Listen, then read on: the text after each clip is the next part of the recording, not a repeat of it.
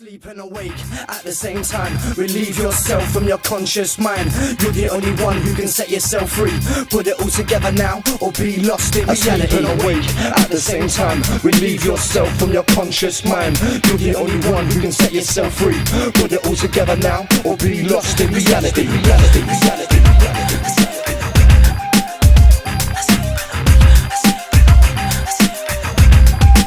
It's like this.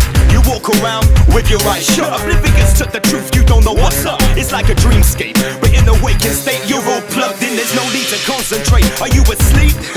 Or are you awake? This is the density where your body holds weight. The computer program, you've all got a break. This is important shit, man, your lives are at stake. I won't bow to reptilian minions. Masters of the matrix, controlling the billions. The clock's ticking, raising the stakes up. Waiting for the day that the human race wakes up.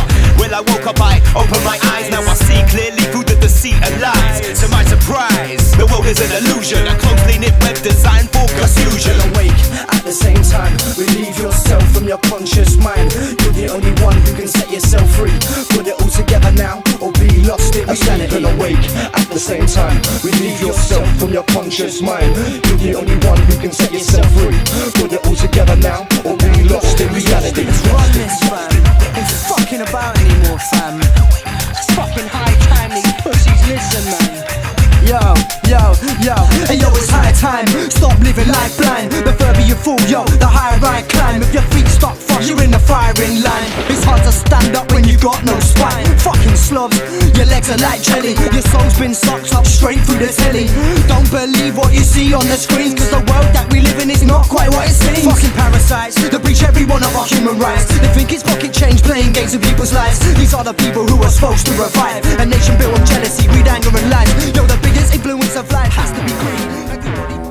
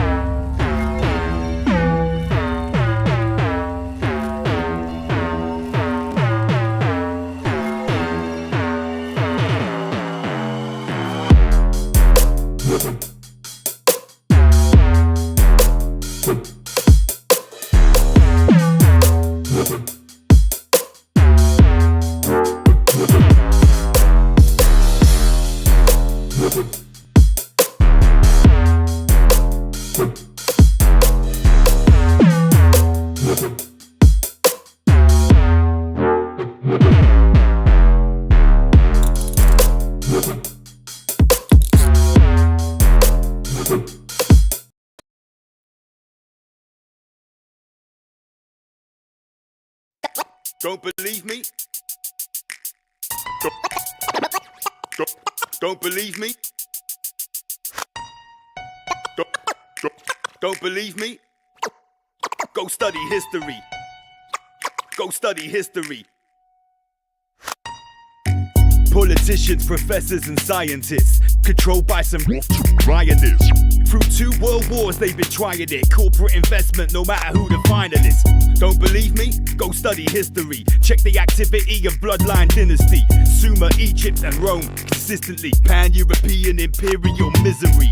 World conflicts enact social change, so they want it, but we must abstain. Acquiesce and you're in for a world of pain. A workhouse where you dream of a minimum wage. That's the plan, but it's closer than you think. We'd be there now if it wasn't for the cosmic shift. They're panicking, the game is up. It's all illusion, the only truth is love.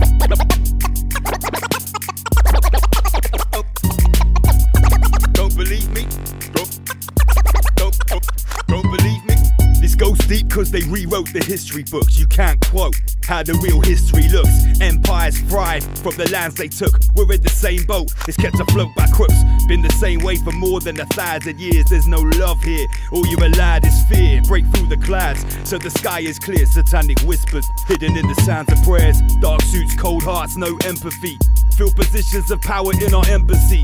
Stone circles and burning effigies. Chanting mantras to bring forth energies. Secret meetings that map out our destinies. Hooded figures, manifest entities. Pollute our minds so we got no memory. For centuries helplessly trapped by the treachery.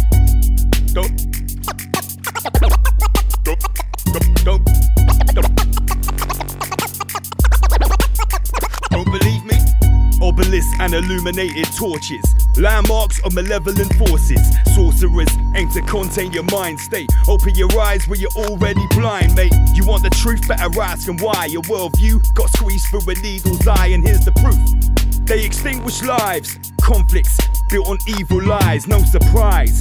We don't know of no agenda, disguised from the light from the moment you enter. Survival of flight, you're a lifelong member. That's right, since they sliced the placenta. Now, welcome to the slave race. Very few will ever find out how the game's played, unless you wake up, keep on playing it. They look at me and think, why is he saying it? Don't believe me? Don't believe me? Don't believe me? Go study. Don't believe me? Go study history. Go study history.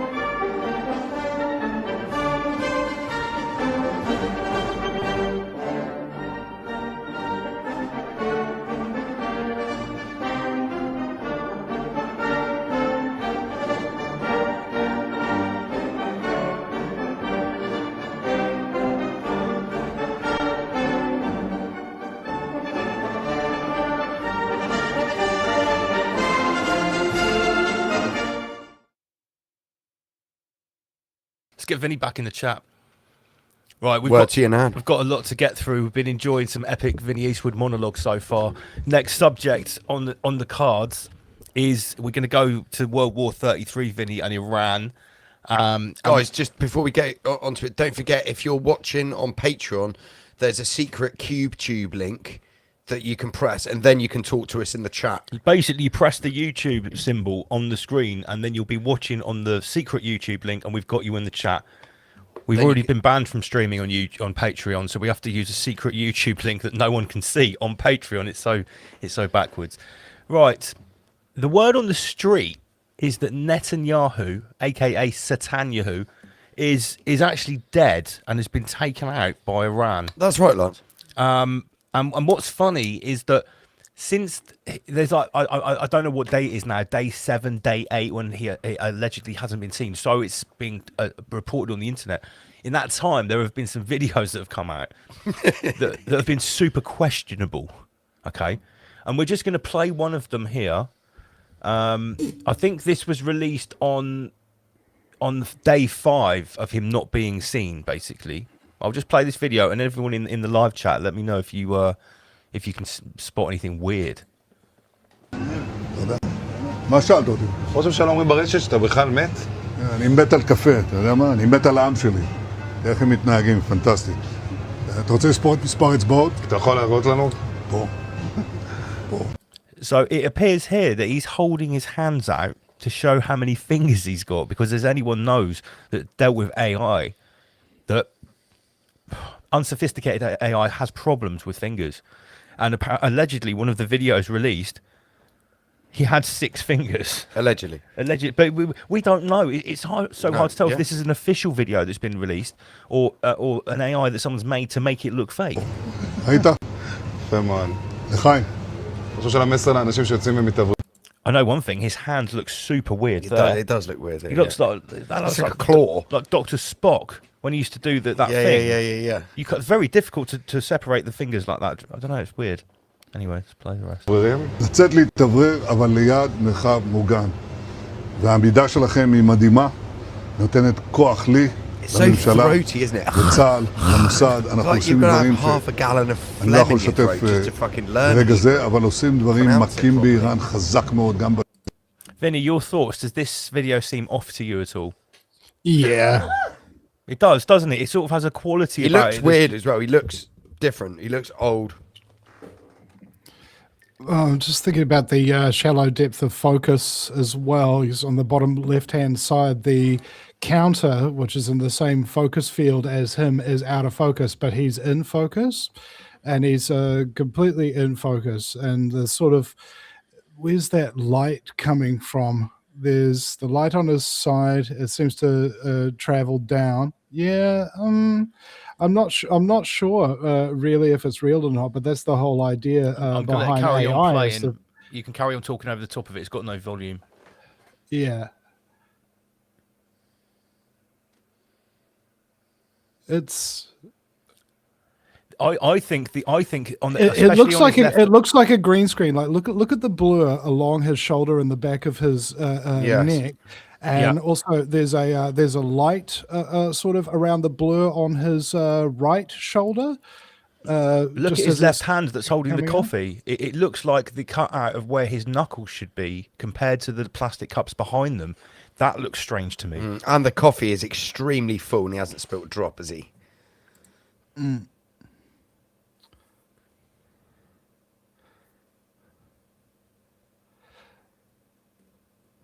You notice how the guy that he just shook his hand was totally out of focus while he was Yeah. perfectly in focus. Yeah. It's definitely iffy, isn't it? Go on, let's play the next.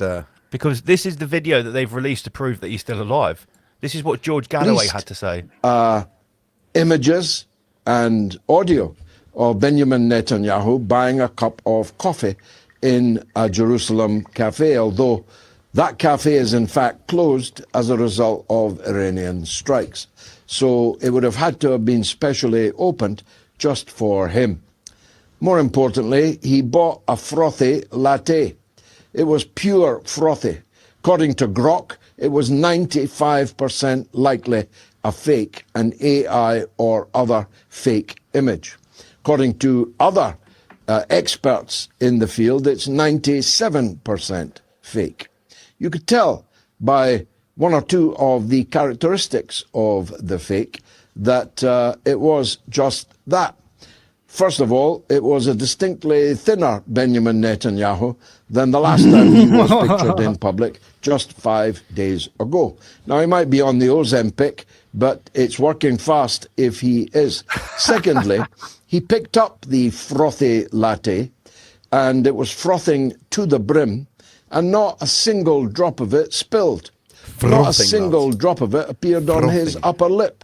He took a very big drink of it, and then the camera shot the cup again, and if he did take a drink of it, he didn't swallow because the cup was still filled to the brim. And then we learned that he did exactly the same trick in exactly the same cafe in 2024. And there are some images, whether correct or not, I can't vouch. There are some images that seem to show on the receipt, on the till, that this actually was in 2024. He showed his fingers, and there were only 5 of them, but we could tell he was lying because his lips were moving. But his lips and his ears didn't look like Benjamin Netanyahu's lips and ears. It's really all very perplexing. There you go. Yeah, so it's an interesting one. This is I'm just going to get some memes up now because obviously we've got to throw something into the mix here. This is photographic proof Benjamin Netanyahu is still alive. This is Rise Above Special. We had commissioned. Big shout to You've Been Nudged. This is smashing it on Twitter at the moment. This is an original meme, one of ours, one of the best. You've Been Nudged. Hit him up on Twitter. In fact, let me just change this so we can properly appreciate it because our little mini cameras are in the way here. Let me switch this round. I need to pay homage to these memesters. There we go. That's better. So yeah. How many fingers? How many toes? These are not ours. These are some ones that I found online, because there was one. Have you seen the video of him between the two Star of David pillars? And he's literally. It's so clearly he's holding up 6 fingers. I was watching the video, right, and I'm thinking, this is so obviously blatantly an AI fake. Did they actually release this, or is this anti-Netanyahu propaganda that someone has released to make deliberately fake? Nowadays, the lines are blurred so much that we don't really know. And then this one on the right here, the days of when AI used to do this are actually pretty much gone now. I remember when stuff like this used to happen when I was messing around with these image creators. It was quite funny. But yeah, the internet is ablaze with stuff like this at the moment. So Epstein strikes back. You've Been Nudged memes are absolutely epic. We obviously need to talk about Operation Epstein Fury and what's been going on, because there's one chap that's been talking about this a lot. Yes. Are you familiar with the Chinese professor, Vinny? Professor Zhang, who's suddenly become everywhere, doing these college-style lectures on what's going on in the world on YouTube. Geopolitics and esotericness.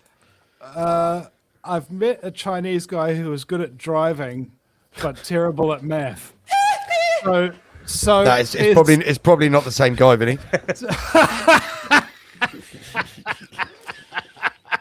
Some people are I have been to Auckland, and driving around Auckland, there are many Chinese people that cannot drive in Auckland. Yeah, with 888 license plates. That's correct. Which stands for triad, triple eight, triad. And you see them around, and they're doing their business, taking over the country, using drug money to buy the homes and businesses, not changing the name of the businesses, and moving families in from China, threatening their families back in China if they don't do what they want and make their kids study hard and get government jobs. Right. Well, is that a thing in New Zealand? That's a thing in the United States, UK, Canada. You know, at the time the Canadian government actually exposed this practice, they had triad presence at 100% of their ports, and the Chinese owned 80% of downtown Vancouver. This is in the late 90s. This is mental, because we never ever hear it in the UK media. That is one group of people that is never ever talked about. I mean ever. It's just never mentioned. Well, the reason why it's probably never mentioned is probably for the same reason why the Royal Canadian Mounted Police investigation into the Chinese infiltration of Canada got shut down by the Prime Minister's office. Because by the time they realized anything was wrong and started investigating, the Chinese already controlled the Prime Minister's office. Wow. Well, smart move. There you go. Okay, so, right, but back to the Epstein war in Iran. What is your take on this? Is it a legitimate conflict? Is it a cover for something else? What do you think is going on in the Middle East at the moment, Vinny? Well, it was predicted back in the days of 9/11 with I forget what was the name of that think tank that dreamed up the Project for a New American PNAC. Century. It was, and they wanted to invade. What was it? 9 countries in 7 years or something. And the one country that was left on that list that has yet to be invaded and conquered is Iran until now. And just after, I believe, the initial invasion of Iraq following 9/11, George Bush appeared a day or two later with a huge banner on an aircraft carrier saying "Mission accomplished." And of course, the United States basically never left Iraq and had been carrying that on for a very long time. And so the people got tired of it. So they elected Obama, who was going to end these illegal, no end in sight wars. And then in his first year of office, dropped more bombs than George Bush did during his entire reign in office. And brought in racism. Well, I think racism was already there, but Well, yeah. accelerated it. He talked a lot about racism. Oh yeah, making it a race issue and Yeah. it's just like, okay, we're all humans. How about we just kind of like look at the commonalities between us? We all bleed red, don't we? None of us have green or blue blood, even though the elites may think so. It's just come on, guys. So Vinny, do you think the Iran conflict is just part of the Greater Israel project? I don't know exactly what the Greater Israel Project. Well, it was is. seven countries in 5 years. Oh, is that what it was called? Yeah, I think PNAC, Project for a New American Century, which Vinny's talking about, pretty much lines up with the same objectives as the Greater Israel Project. Yeah. Yes, and as we saw with COVID, with Event 201, and various other crises throughout history, this stuff is planned, and what happens is you will try to get a plan in action, but if there's pushback to it, you take it underground for a little bit, and then you come back again, right? So they don't give up. They're very persistent, and they're willing to go quiet on various fronts for a significant period of time until they've got the positions pieces. So they've got the think tank's data back. Yeah. Okay, well, we tried this and we did the best research available, but unfortunately it didn't work out as planned, so we need to go back to the drawing board and come up with all new ideas. How about we just do the same idea and just do it to a different country? That's brilliant, mate. Okay. That's why you've got the job. Do the same thing over and over again. So what you're proposing here is this is the same as Iraq and Afghanistan. It's just the same thing repeating. The Americans are going to plan to go there, occupy, and build infrastructure and that kind of stuff. Yeah, well, before Iraq, there's a Muslim conflict kind of thing going on here, and it's as ancient as the Crusades, really, where it's Christians from an Abrahamic religion against Islam from an Abrahamic religion, and against Israel, what's it called, Judaism, which is an Abrahamic religion, the religion of the sun, the religion of the moon, and the religion of the stars. Now, in the Talmud, which will put you in a foul mood, is the passage. The passage where it says that they want to boil Jesus in shit and semen, and the Christians support these people until the end of time.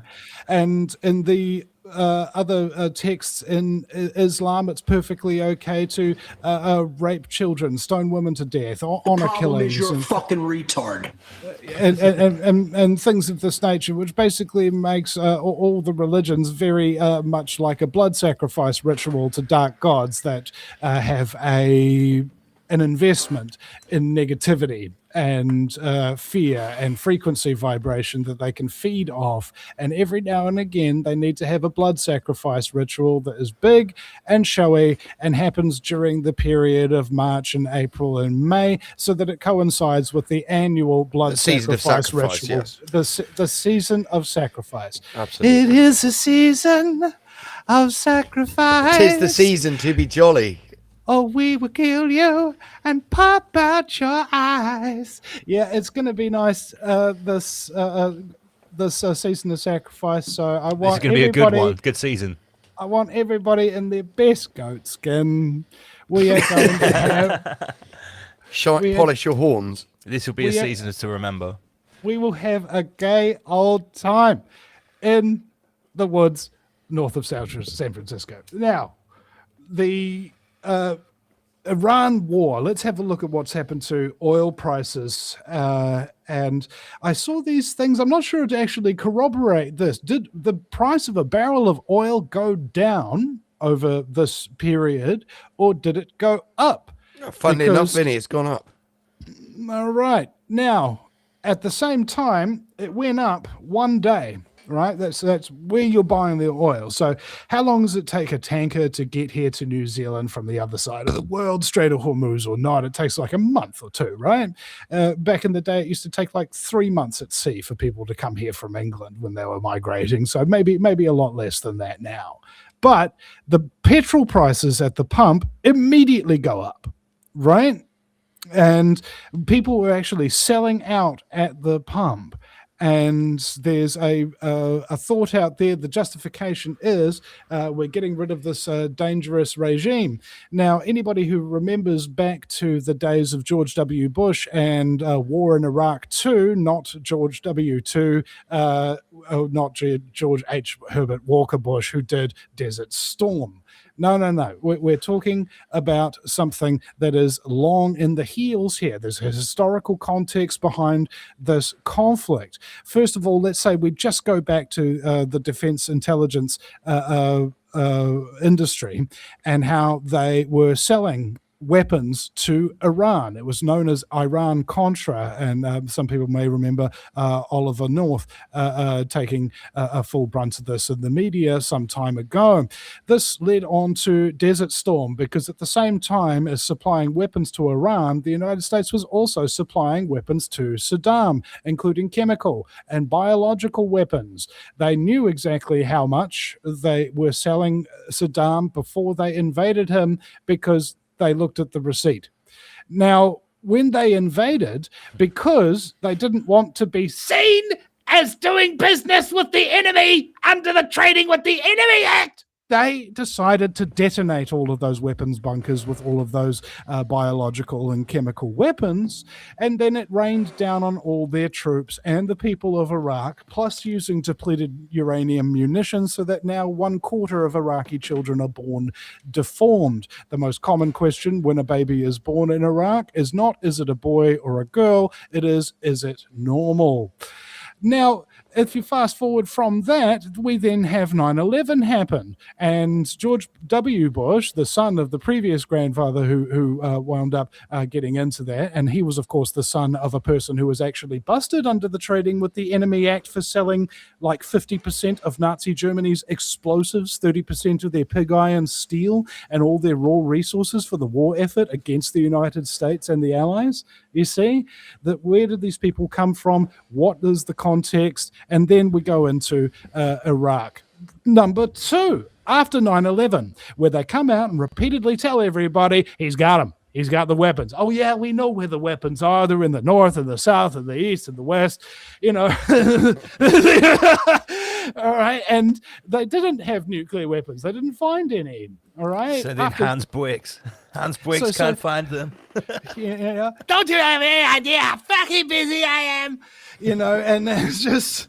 This happens, and we come in now, we've got Iran, and now all through this entire period of history, and this is another one of those little patterns you emerge, every couple of years there's some kind of big blow up of quote-unquote Palestine in the Gaza Strip, and everybody gets in behind Israel and what have you. Then we have a war in the Middle East or something like that. It's just clock. And each time this is happening, new bases are being built. In Iraq, there were 50 permanent military bases established, and also in the nations around Iran, there were military bases there as well. So the United States has Iran completely frickin' surrounded on all sides with permanent military bases. All right, and they wanted to make sure that they could do this, is my guess. And so now what we've got is every war is a real war, okay, and every war is a banker war. All right. So it'll be, oh, no, it's against Islam. It's against a regime. Really, regime, that word that was repeated and puppeted and parroted to people when they were getting convinced about the need for the second Iraq invasion, right? Oh, it's a brutal regime, that Saddam Hussein. Yes, he was a bad dude. And the only reason why he had any power in that region is because the United States Central Intelligence Agency frickin' supported him in his pledge, because had they got him to have a war with Iran for them, and they supplied weapons to both sides. This is all a money-making thing and a geopolitical roundabout. What they want to do is have control in the Middle East, and if prophecy is to be believed, and I wouldn't recommend people believe in prophecy, just believe that the people who are in charge of the world believe it, and they will act on it. They want to have some kind of biblical war started in the Middle East against the Jews and the Muslims so that we can kick off the Great War in order to bring the savior of mankind back. That's basically what some people want to believe, and that's what some people are actually trying to make happen and preparing themselves for. Yes. So there's a number of ins and outs to this, but at the end of the day, the only thing it's going to cost you to support the war effort is everything. That's it. Yes, don't support it. Let me just chuck a meme in here. This has actually been sent by one of our viewers called Josh, who is more of a left-leaning Yes, he is. viewer. Yeah. And they say the left can't meme, but I thought this was quite good. And this is obviously pertinent to what we're talking about here as well. It's one of those memes where I just let it speak for itself.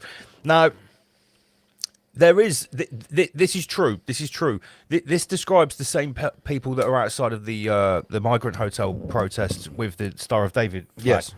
Retard. Yes. Now, not everyone that's a nationalist or a patriot is a retard. We're not saying that. But it is certainly retarded to be saying, I don't want any more refugees coming from the Middle East, while also supporting conflicts in the Middle East that are creating more refugees. You can't have...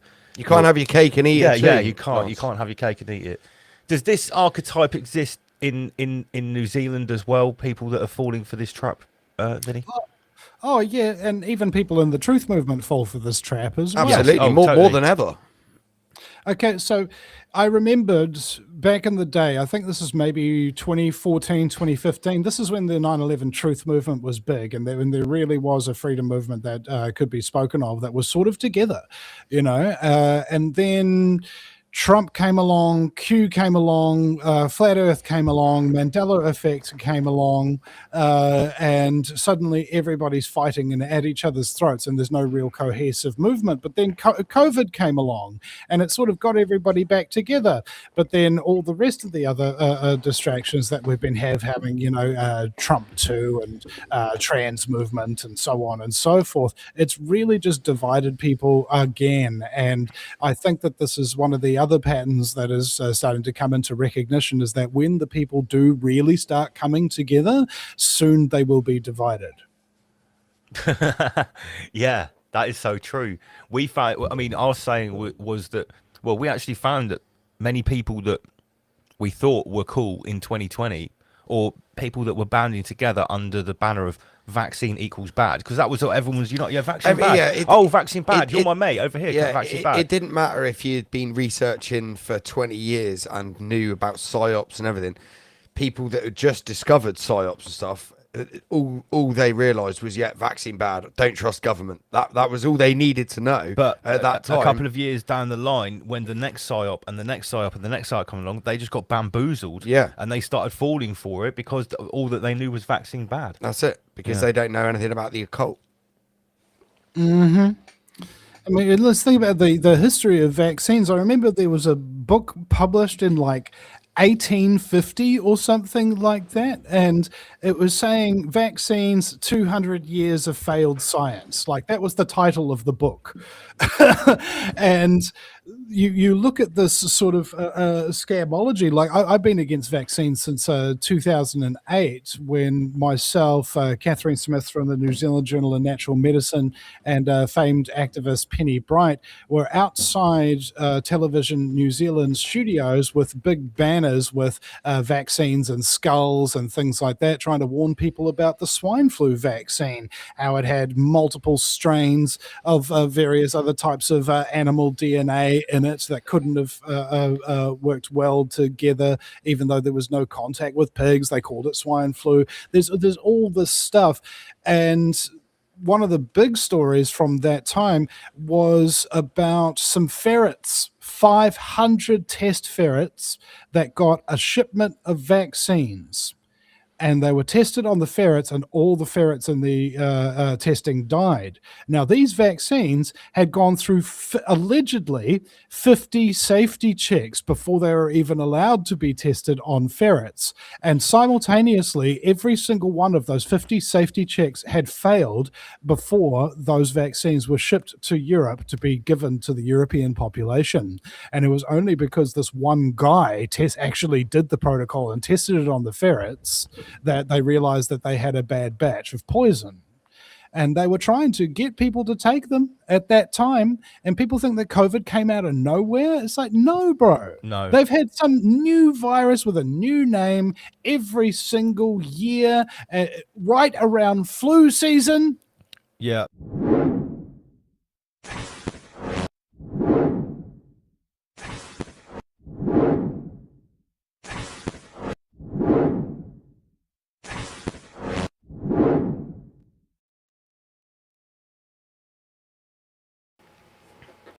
Go. 1, 2, 33, 6 million. Word to your nan. 33 million people in Britain are mentally ill. No, they're not. Shut up, Piers. Rise Above TV, we're back. First of all, big shout to the Patreon gang who will definitely be getting this video first. Thank you for your patience. And I've just clocked the graphic still says Rise Above Live 175. That's a mistake. Big up Andy PG. Lance hasn't even been in the studio for 2 weeks. Yeah. It took us 45 minutes to flash up the computer. That's how rusty it is.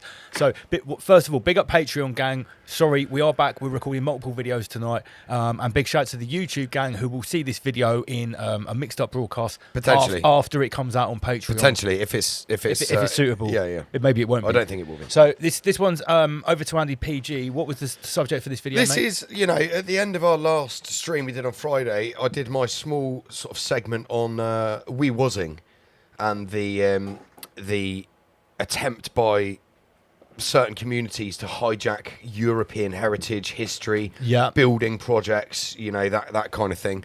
And I just thought I'd just have a little bit of add-on to that. Also, at the same time, it was actually a very popular rant. I looked in the comments. Yeah, people liked it. I liked Andy PG's We Was Kings rant. And the other angle, there's been a lot of people online and some viewers of this show who still are fighting back and still in complete denial about the anti-white sentiment.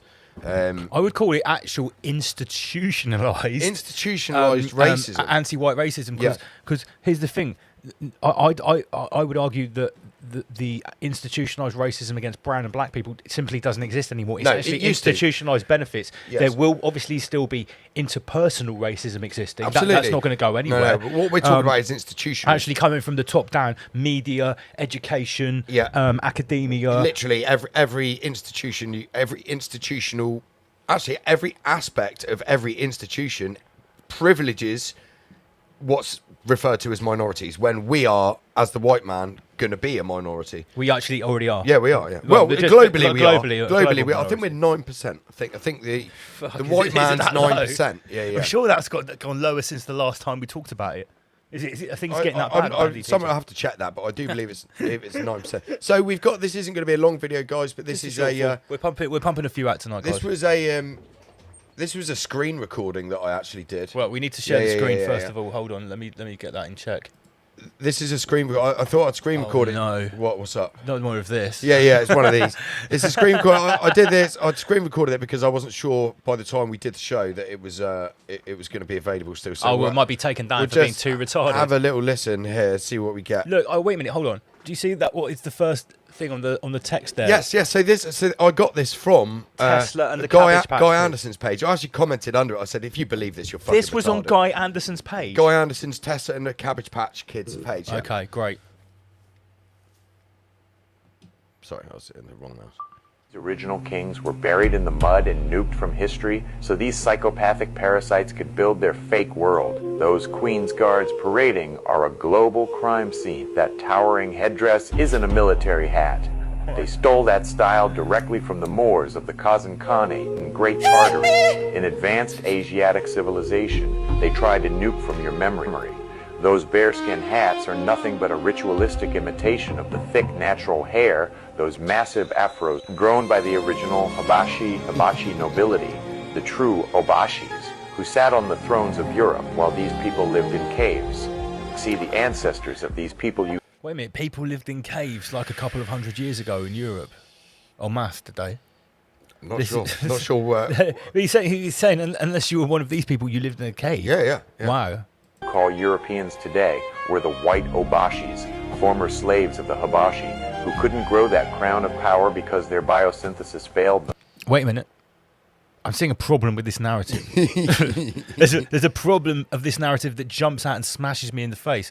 The people that have been, I shouldn't say all of the group of black people, the type of black people that are still crying about the transatlantic slave trade and still going on about it, and now believing this, because those very sort of vocal people about that are more likely to be into this rather than just regular everyday black people who are getting on with their lives and not believing this type of lunacy. So really, there'll be no reparations. Because they were the slave masters and white people were the slaves. We'll have reparations. But haven't they been completely denying that white people have been slaves for the whole time? Yes. Like the Barbary slave trade, they always laugh at that. It's all retarded. It's all retarded. It's so inverted. It's mental. They were Phael melanin, mutants who had to glue animal fur and lamb's wool to their skulls just to mimic the lords they deposed. Wait a minute. They call making a hat gluing dead animals to your head, your skull. Yes, they're saying that this is the beef eaters from England. Amazing. That's our shit they're cosplaying. When Bob Marley sang about crazy bald heads, he was exposing the castrato class. He was talking about the Mameluke and Janissary slave soldiers who were ritually castrated, losing their testosterone and their hair, becoming the gilded eunuchs who build the penitentiaries and schools to lobotomize your mind. Today, these bloodlines, the Orsini, Medici, and Rothschilds, align with the satanic banking cartels that funded Epstein's List and... Wow, so you see how it's gone from... This is what Archaics was saying in his video. Just wait, yeah. We've how they instantly jump from one narrative to one theme to a completely different one, like trying to link them together. Look at this image, the way we've paused it. You've got Queen Elizabeth there, Elizabeth II, with a fucking giant blow-up gollywog in the background. What? Global human trafficking. It's all part of a gollywog ritual, a theater of mockery, where they dress in the habits of the people they slaughtered, being you, to ensure the original people stay mentally dead. They snatched your headdress from the Kazan to fake the natural glory of the ancient Moors and Hebrews. The high-status nobility of the millennial reign knew the truth. So did you catch that then? He just said... I'll go back. The high status nobility. No, sorry, it was a tiny bit before that. This is absolute retard gold. They snatched your headdress from the Kazan to fake the natural glory of the ancient Moors and Hebrews. The ancient Moors and Hebrews. Now, who do we know that's claiming to be the original Hebrews? You've seen them in New York. Yeah. That's this shit.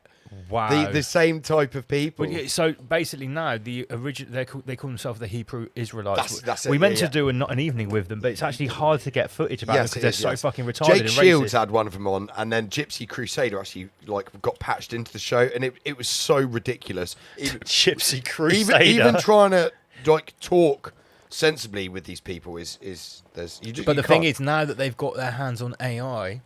Yes. The way they can amplify their bullshit is exponential. Yeah. It's great. It's funny. I've even got white people believing it. Yeah, we'll get to that. The high-status nobility of the millennial reign knew the truth. Growing your hair out was the divine covenant of a peak human being.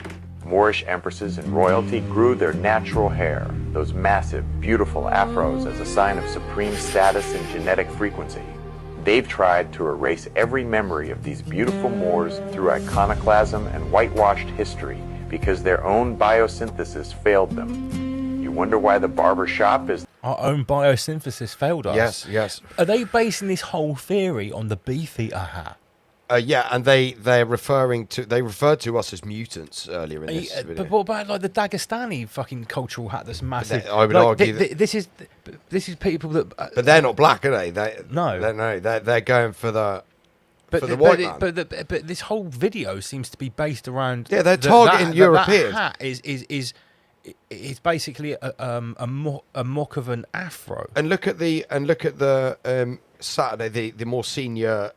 People in Judaism, they wear a big fucking furry tall hat. They do. The same. They do. How interesting. And then you've got like Khabib, like you said, from the Dagestan mountains. They wear fluffy afro type deal. So, but they're not mentioning them. It's very selective. I've got an afro. I'm white. They're going for the European man. The biggest institution in our community because the system socialized you to pay money to trash your own godhood. Hair is an extension of your central nervous system. This is correct. A literal antenna for your that's soul. Correct. And a divine covenant. The corporate system and the...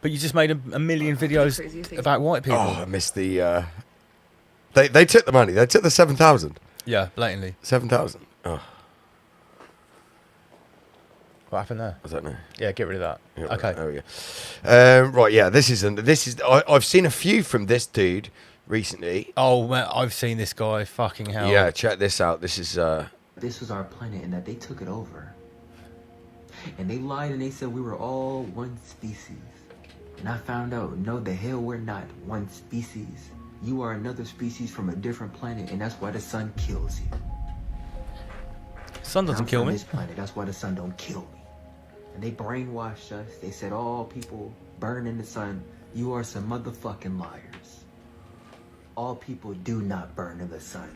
I never burned in the sun. So now not only were they kings, not only did they invent everything, not only is our history fake and they created literally everything, but now they're the real Europeans and the real humans. So now not only is he saying that the country was stolen, he's saying this planet was stolen. He's here to teach the true history, the real history. And listen, I know a lot of people are laughing thinking this is funny, but he truly believes that he's an Anunnaki, a person of royal blood, and that white people are just aliens from a different planet who stole not only America, but the entire planet, I guess. And I want you to realize what this is. This is the ultimate brainwashing for a genocidal ideology. Because what did Benjamin Netanyahu call the people of Palestine? He called them Amalek. And in the Old Testament, God commanded that his people literally wipe out Amalek. Their men, their women, their children, their dogs, their buildings, everything. So if you don't see your opponents as human, Gaza happens. The Bolsheviks happen when they wipe out 65 million innocent white Christians.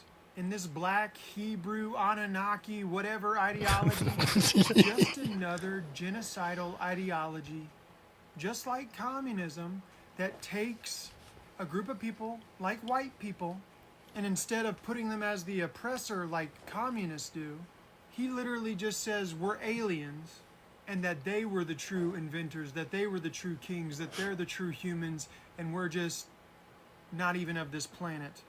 This is a terrorist ideology, because if you're brainwashed into saying someone else is not human, it's easier for you to take their life. If they're just an alien from outer space, then who cares? They're not like you. If they're just Amalek, like Benjamin Netanyahu called them, or an alien who stole your planet, then by their logic, you're entitled revenge. So I see a lot of people laughing at this guy, but this is no laughing matter. This is terrorism. I'm sick and tired of this blatant terrorist ideology on social media, and I keep getting banned for spreading Christianity. It's bullshit. So, seeing a bit of two-tier, yes, two-tier treatment there. Yes, almost. we are. So, Lance, I'm as you can see, I haven't been banned by Guy Anderson yet. I've been very careful with my comments and stuff. Okay. Because I wanted to keep an eye on him, see what's going on. Right. And I've got a little theory about this as well. So I'm on Tessa and the Cabbage Patch Kids. This is Guy Anderson's his group. page, It's right? actually his group. This is a group. It's not his page. This is a group with thousands of members. So that's the video that's been posted. So the caption of it, the caption is, it says, "Just when you thought you had the Tartaria thing sorted in your mind, then you find out all of his story we thought we knew was complete bullshit." Lance, just read at random a few of these comments. Jesus was a black man.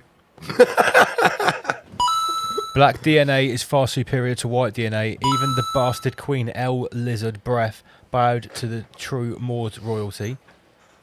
Them hats are from the French. Okay. If you believe this, you were clearly retarded. That's Andy PG's comment. That's me. That was my comment. Some people are calling it up. This is made up bullshit. AI.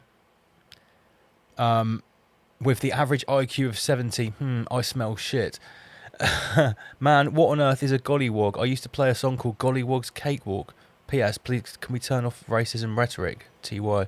So, a bit of a mixed bag there. There's actually Oh, hang on. Yeah, sorry, you were on the end near my comments. Look, there's loads of people just lapping this up. Tatars plus Aryans, the ancient Asiatic ones, Tartarian. Oh my god. The combination of two major kingdoms. The Moors were aware that if we sent slaves to the Americas in the future, they could use them to rebel from within. Highly intelligent people. Oh my god. Mate, this is crazy. Whoa. Someone's saying I've purchased a book on this subject, The Black Pharaohs. Someone said actually the Orthodox Jews wear these hats. Fair play. Yeah. Yeah, so there's actually some anti-Kings comments on here as well, but Yeah. there's a lot of people. There's that a are lot just of people lapping this this up. But the point of this is that like Guy Anderson knows this is horse shit. Yeah, and he he's must letting do. this run riot in his group. And I'll He tell you must do. why. I'll tell you why. It's because the more people that lap up any bullshit, whether it's that It's or just whatever, engagement. He's ready to write a book about it. At Yeah, any he's moment. making money off He it. made a post earlier. I got on my notifications. He said, I'm the drop of my new book is out today. It's So, like so he's dropping books like one a year, he's one probably every other using year. AI to write the books. Yeah, mate. and but like Jason said, they're all just like copy and paste Facebook. See the 33 there. I did see the 33, Yeah. 3.3 likes. So we've got we're drawing to the end of this retardation. Okay, well we've done 20 minutes. Yeah, so yeah, it's all we've got. I think there's yeah. So Okay, so one more. well, we've got a meme as well there. So From Archaics and Archaics. yeah. We're gonna finish that. So this gentleman I like. Okay, this gentleman I really like, and I respect. Oh yeah, this guy I is like dropping respect bombs. This dude. My people who told me, not a white man. I see. It is my mom, my dad, my uncles, my community members, my teachers in Africa. We said the white man is so good, he's like God. He has done everything but put blood in a toy. That is what we say in Africa. Everybody knows what I'm saying. Do you know what they say in Ashanti land? The Ashantis have a saying, and I can speak Ashanti. If you are going to church and you meet a white guy, turn around and go home, you sing God. So you're saying black folks created that name white supremacy? That's correct. From Africa. From Africa. They can command water from far away through tubes into their bedrooms. We can even fetch a bucket of water from the next lake, you will be drowned. They can put electricity. We never had one in Africa. They have airplanes fly over us. It's amazing. Everything they've done is the reason my people say these people are superior, not because of slavery. They came to colonize us and they brought things we have never seen before. They gave a king a mirror and he was dancing and sold his people away. And then they go down and they go like this. If they're not superior, why do you see every picture when a white man arrives in Africa, we bow into them?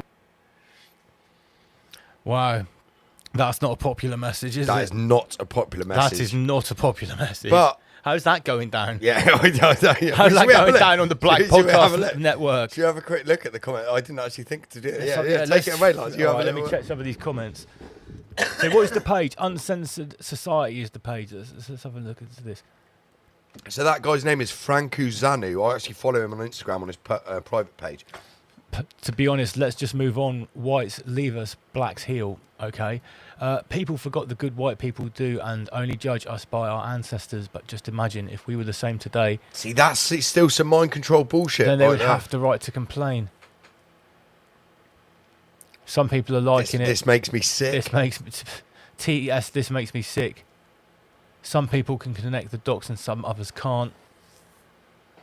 Someone says, I'm African and I agree the white man is good by nature, with the exceptions, of course. They love animals and respect women much more than other country on earth. It's clearly a bot, Lance. Yeah, it must It's clearly be a bot. Yeah, so It's a white he's privilege not bot. actually getting shot down in the comments as much as I thought there. But yeah, that is obviously a very, very controversial So point of we'll view, just- especially from an not just a black man, an actual African. We've got a meme here. We've got a chicken Okay. with an African hat.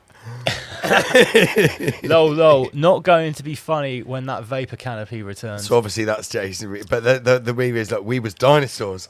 We was dinosaurs. Oh yeah, because they're saying that. Yeah, they're saying that chickens. Dinosaurs have evolved from like birds. From birds, yeah, we was dinosaurs, yo. We was dinosaurs. We was kings. We was engineers. Let's just get rid of that. We built the finest country you ever did see. Wait a minute, what's this? Let me, Oh yeah, shall I yeah. finish with this Lance one? had one more that he showed me before the show, and I was like, "No, chuck that in there." We'll see what this is.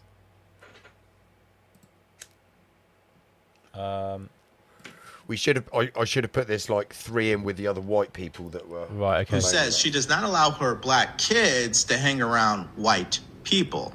Right now, where my kids ain't allowed to hang with white kids. Like you literally can't hang with these white kids. I promise you. And this is the thing. White men are dangerous. White people are dangerous. When you are the only black friend out of the friend group, you almost always are going to be the one. When the police come, you the one going to catch the charge. Well, let's stop right there. Why would the police come? That's number one. Number two, what makes white people dangerous exactly? Back that up with some numbers. I can tell you what makes black people dangerous, particularly in the black ghetto environments. I can tell you what makes them dangerous because I have the numbers to prove that. What numbers do you have to prove for white people exactly? Now, that doesn't mean white people don't commit crime. I'm not insulting your intelligence. Of course they do. But man, what a number she's doing on her kids. She's literally conditioning. It's almost like there's a massive movement of black people and obviously content creators being their voice that are waking up to the other people who are being the mouthpieces of mouthpieces of critical race theory. This creature here with her claws. She's pretty much white as well. She's white. She's not black. She's whiter than me. Yeah, and she's talking like a black woman is. She's got the nails. She's. Do you know what I mean? Look at how white her face is. Yeah, she's a white. And this dude's black. Yeah. And he's like, what are you talking about? Her kids to see themselves as less than white people. That's more damaging than anything white people could do to black people in the year of 2026. You know, her talking point is stupid. Most black people that are killed at the hands of other black people. It's like 9 out of 10 times a black person's murdered, it's by another black person. And I was thinking about this today, and this is interesting because when you think about black Americans, I think it's fair to say we're the weak link of all the major races in the United States. We're the most obese race. We make the least amount of money. We have the least amount of wealth. We commit the most amount of crime. We have the highest rates of single motherhood. We're the only group of people who as a culture will get behind and defend the most degenerate people in our culture, in our race. We're also the only major race that's led by its women. Black Americans in this country do not have it figured it out, and we haven't figured it out. Again, I'm talking about as a whole. Obviously, you have black people that... He's figured it out. He's got it. I think this is actually... People find this... He's acting like a white man. Well, he is. He's talking. No, he's not talking ghetto. ghetto. No. He's just not acting ghetto.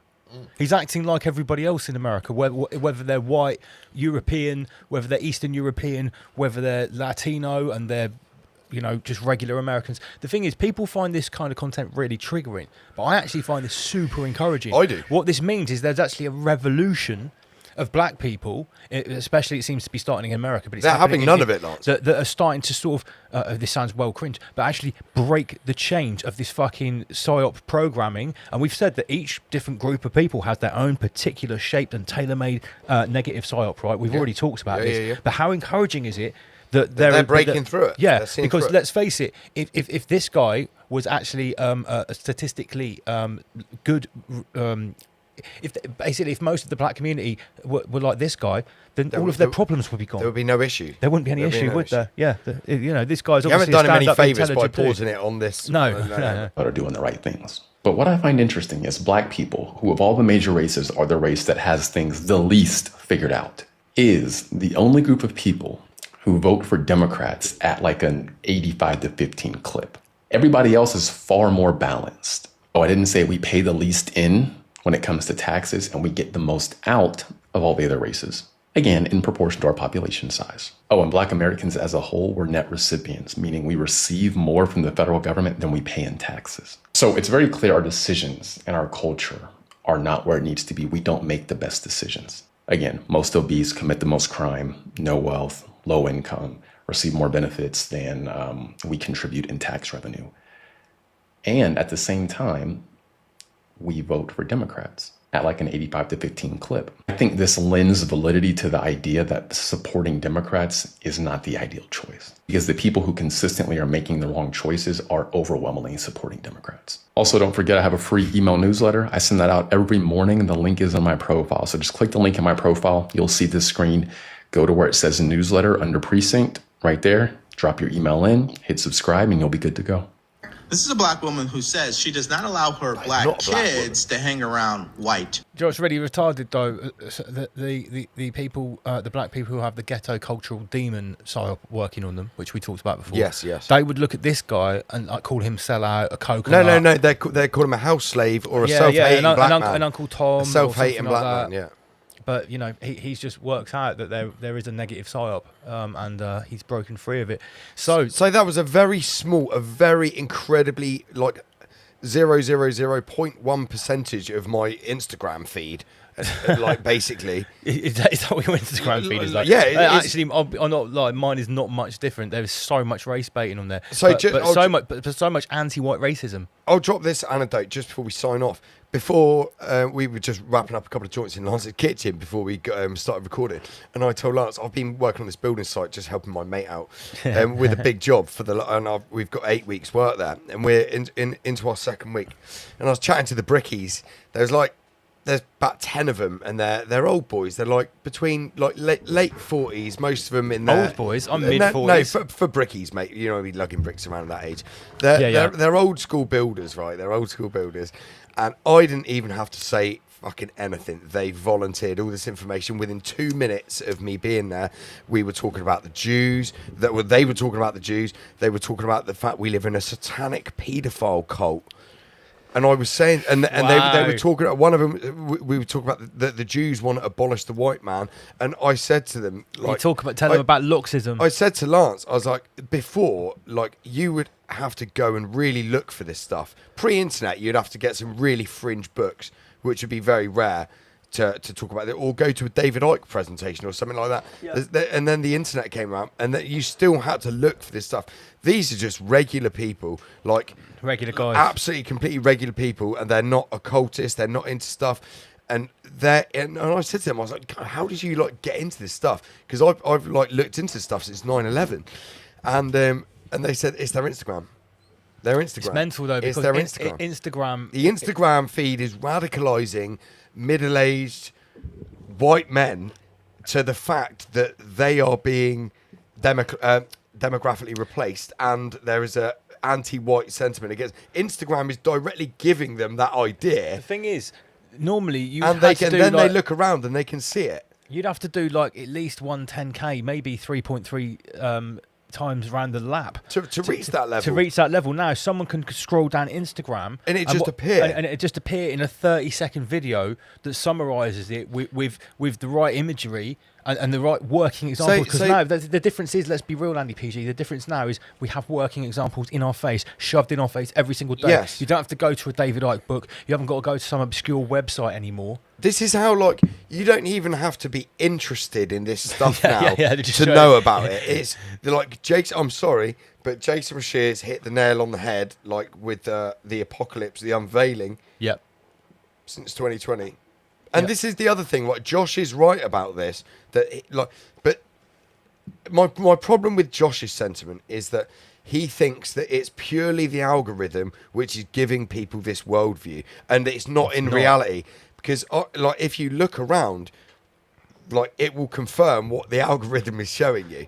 If you go to the right places. Well, look, I'm going to say straight off the bat that if you try to claim some of this stuff and put it in the algorithm for regular people, unless they hadn't already been given multiple information nuggets from their real life experience and from stuff that they're being shown in the mainstream media from real life alleged events, dismiss it like that. They would dismiss it instantly, like they did 5 or 10 years ago, because this stuff did start to be more popular after 2012. I've spoke about this before, that there was a big change, but you had to have had some real world events to actually put together to say for you to notice. The grand noticing can only happen when there's stuff to notice. When there's stuff to notice, and then your algorithm is then like feeding your brain when you're not noticing, and then you're making a connection. Be like, hang on.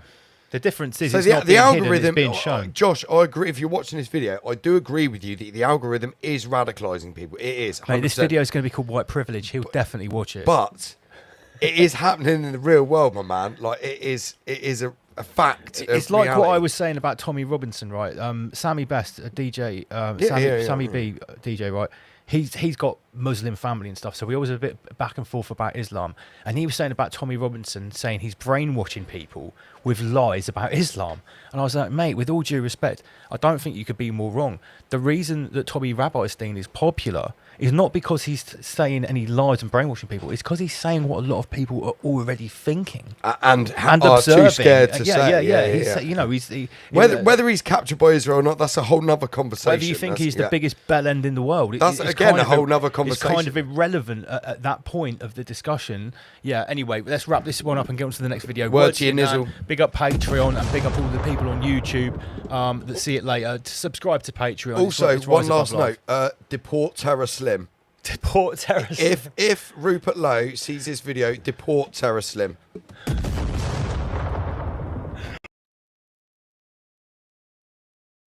Yeah, you're totally right, enough. There's a tune called Poison Dart that I wrote in 2016, which was saying they patented the vaccine 6 months before the outbreaks rehearsed. And when people started listening to my tunes in 2020, because of what I was saying, they go, how did you know that in 2016? I was actually writing about the swine flu. It's called a pattern. I was actually writing about the swine flu vaccine because they caught them red-handed, that they patented the vaccine 6 months before the outbreak happened. So yeah, it's a pattern over and over again. I've got to rewind to what you were talking about a minute ago about the end times prophecy, because I've just seen one of the video clips we've got queued up. It's only 2 minutes long, and it's actually this Chinese professor we've been talking about, Professor Zhang, and he's talking about a group called Chabad Lubavitch. Listen to what he's got to say here. Powerful people who are extremely religious, and they believe that they've uncovered God's plan, and they are patiently, methodically embedding themselves into power so that they can achieve their eschatology. And they feel as though this is the moment. This is the moment we've been waiting for 500 years. And another 5-10 years and we will have achieved our plan. And that's why we see so much anxiety in the world. That's why we see so much desperation in the world right now. And so so if Kushner and Witkoff are negotiating with Russia and Ukraine and also with Iran and Israel in the Middle East, and they are part of this Chabad Lubavitch, which wants to bring about the end times, tell me the connection then between Russia and Ukraine and what's happening right now with the Israel, United States, and Iran. Okay, so again, this is speculation. But one possible connection is this. The war in Ukraine was started in order to initiate World War III, in order to compel force an American response, right? Because if the war in Ukraine is successful, then Russia would control 1/3 of the world's carbohydrates and much of the world's energy resources. Another thing that's very important is that the war in Ukraine would severely damage the European economy. And you could argue from a conspiratorial perspective that was intentional. Why? Because in the Chabad Lubavitch eschatology, Europe is a great enemy. Why? Because if we go back 2,000 years, the Jews and the Romans were great adversaries. And so the Romans need to be destroyed. They need to be avenged because it was the Romans who destroyed the Second Temple.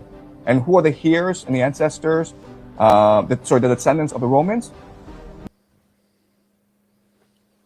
The clip stops there. Apart from what he's saying, Vinny, is it not very interesting to hear someone like him on a mainstream show like that talking about that subject?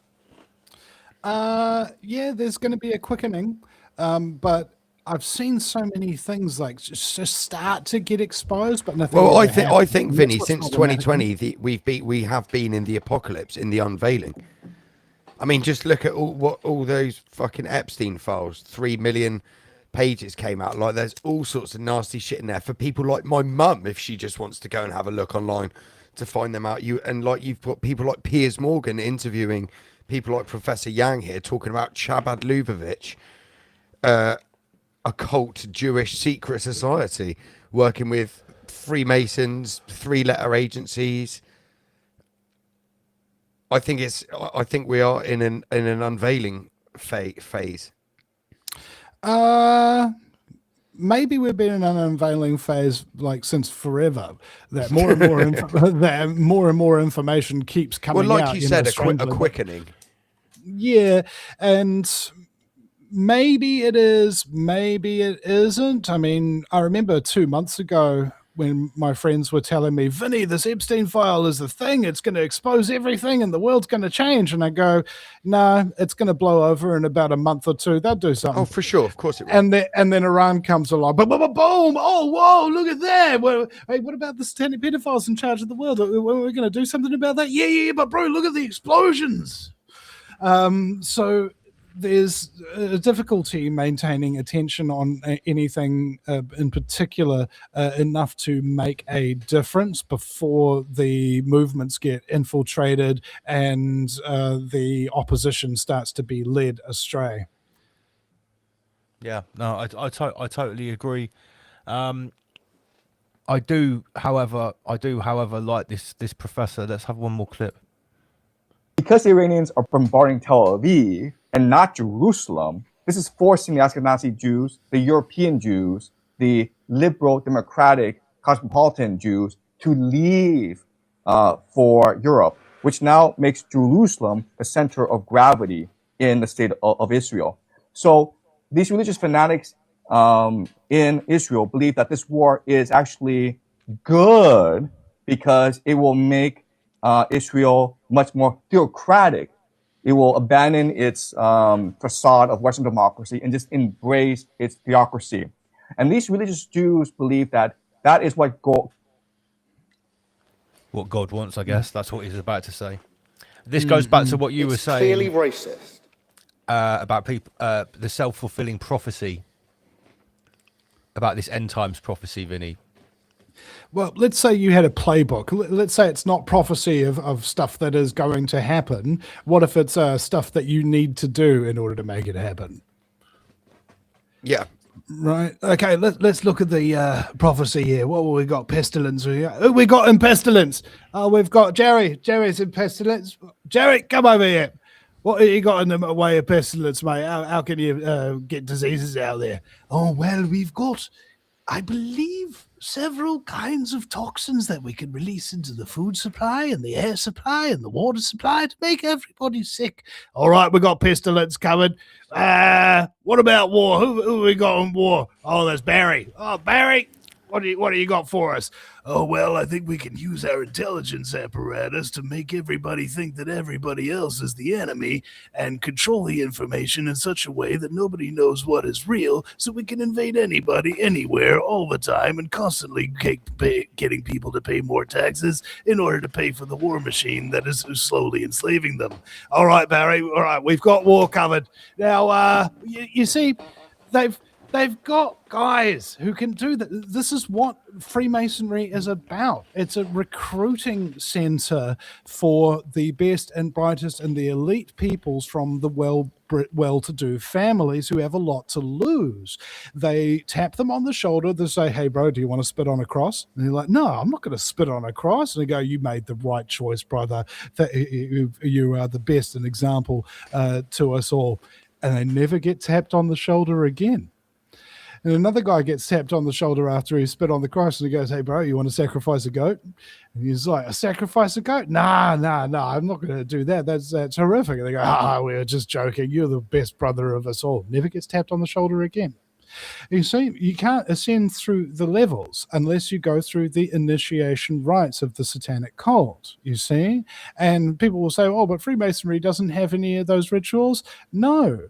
They don't. So anybody who goes in and reads all those rituals and things like that won't be on there. That's why they tap you on the shoulder. That's why they say you have to become a Shriner or a Rosicrucian or any number of a dozen other secret societies that do have these rituals. In such a way, you can filter out all the people who can't be trusted to keep their mouths shut about the things that they see. You think somebody would become a general in the US Army if it wasn't absolutely clear that this person would keep their mouth shut of all the things that they know? Right? They've got control, man. And the Freemasonry epidemic. I think there's like 5 million Freemasons worldwide. They're in Judaism, they're in Christianity, they're in Islam. Okay, so anything that we're dividing and conquering or getting people through here is going through this secret society network. And then, according to the American Broadcasting Corporation, and I believe it was in 1957, said that the foundation of the Illuminati is to find these well-bred individuals from powerful families and send them overseas for internationalist training. And when they are trained, they will return to their home countries in order to implement globalist policies. The Prime Minister of Jacinda Ardern, former Prime Minister, Dame Jacinda Ardern, because you can't get a knighthood in New Zealand without screwing the country over, mind you. She went to Waikato University on a Freemason scholarship to study PR and political science. She then allegedly went to the UK to work for the Better Business Bureau, which helped to cut red tape for big business and strangle small business with it. And then she came back here, became the darling of the Club de Madrid, which is a former prime minister's only globalist club. And she also became a member of Parliamentarians for Global Progress, which is a international globalist club that you can only get into if you pay $10,000 by credit card and are an elected member of representatives of a democratically elected country. So she belongs to these globalist groups, her mentors belong to these globalist groups, and then she starts implementing globalist policy. And if we have a look at, I would imagine, quite likely so, that anybody who does become a leader of any of our so-called democratic nations got there because of their connections with this internationalist underground group. Not the Freemasons per se, but there are many, many heads of this Hydra to slay. And the only way to slay the Hydra is to burn the whole body. Do you think it's realistic to ever actually think that we could get rid of all of those secret societies, though? Because I agree with what you're saying, but in practice, they've been around for like thousands of years, and they've embedded themselves in the highest echelons of world power, like even beyond like royalty and stuff like that. Is it realistic to think that they could ever actually be removed? Well, if you were to look at it in a practical sense, the CIA assassins that I interviewed said that when you've got high-value targets, you don't go for the high-value targets because they're too well protected. You go after their families. And another billionaire that I was informed of, his idea was basically sniper teams. You'd only take a couple of thousand sniper teams around the world. That's 4-man teams with one sniper, one spotter, one leader, and one driver, and pay off maybe $150K to the local cops in the area so that you can get out before the area gets closed down, right? It's actually very cheap and effective to get rid of these people, but it requires the use of defensive force in order to do it. You let these people stay in control, they will continue kidnapping your children and satanically, ritualistically abusing them and bringing dark gods and darkness itself into our plane of existence to rule for 1,000 years of darkness over every subsequent generation of mankind in a slave-like zombie state, right? That's the alternative to doing what is defined as defensive force. The difference between violence and defensive force is that violence violates something. They have violated us by stealing from us, by lying to us, by enslaving us, and we have a right to defend ourselves. All right, that's if you wanted to be like really brass tacks about it. But in order to get to that point where this solution is like solved tomorrow, you need, and this is my priority, raising of the level of consciousness in the public. If people are unprepared to deal with these issues, it's just like predictive programming in the movies. They had whole bunches of pandemic movies and things like that before COVID came out. We need to be creating our own brainwashing in order to shape public consciousness into that area where people understand objectively what right and wrong actually is, and what are the consequences for doing the right thing, and what do you owe someone who does the right thing versus what is the consequence for doing the wrong thing, and what price must they pay? I agree, Vinny. I agree. No, absolutely. I need to go back. We just got a couple more points to finish off on the Iran thing. On this show, recently, over the last couple of weeks, we've actually been covering these adverts that have been popping up for anti-drone technology to protect yourself from drone attacks. These adverts on like Instagram that have been popping up. And also adverts advertising backpack-mounted AI suicide drones. Yep. They were at trade shows, but they seemed like they were pretty much, available to buy. Yeah. So these adverts have been popping up on social media. We've been showing on the show saying, isn't it weird that these are suddenly appearing everywhere? Obviously, we know that drone warfare is going on in, say, like Ukraine and the Middle East. But now this week, there's these stories popping up of, could Iranian drones bomb Britain? Iranian attack. This is a meme on the left-hand side, by the way. Iranian attacks on U.S. soils likely with innovative drone attacks never seen before in the country, says New York Post. And You've Been Nudged came up with this. I just thought it was super interesting that after I keep seeing on social media adverts for anti-drone attack technology, and then, we're basically being scaremongered into thinking Iranian drones are going to come all the way to Britain and attack Britain. A likely story.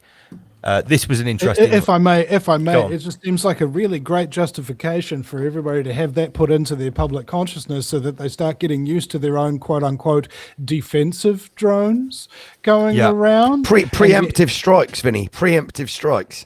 Yeah. That's what they call it. Yeah, preemptive strikes. Yeah, I mean, back in the days, if you would translate the words preemptive strike, it comes across as aggression. Act of aggression. You know? Yeah. Act of war. This means attacking first, basically, doesn't it? Yes.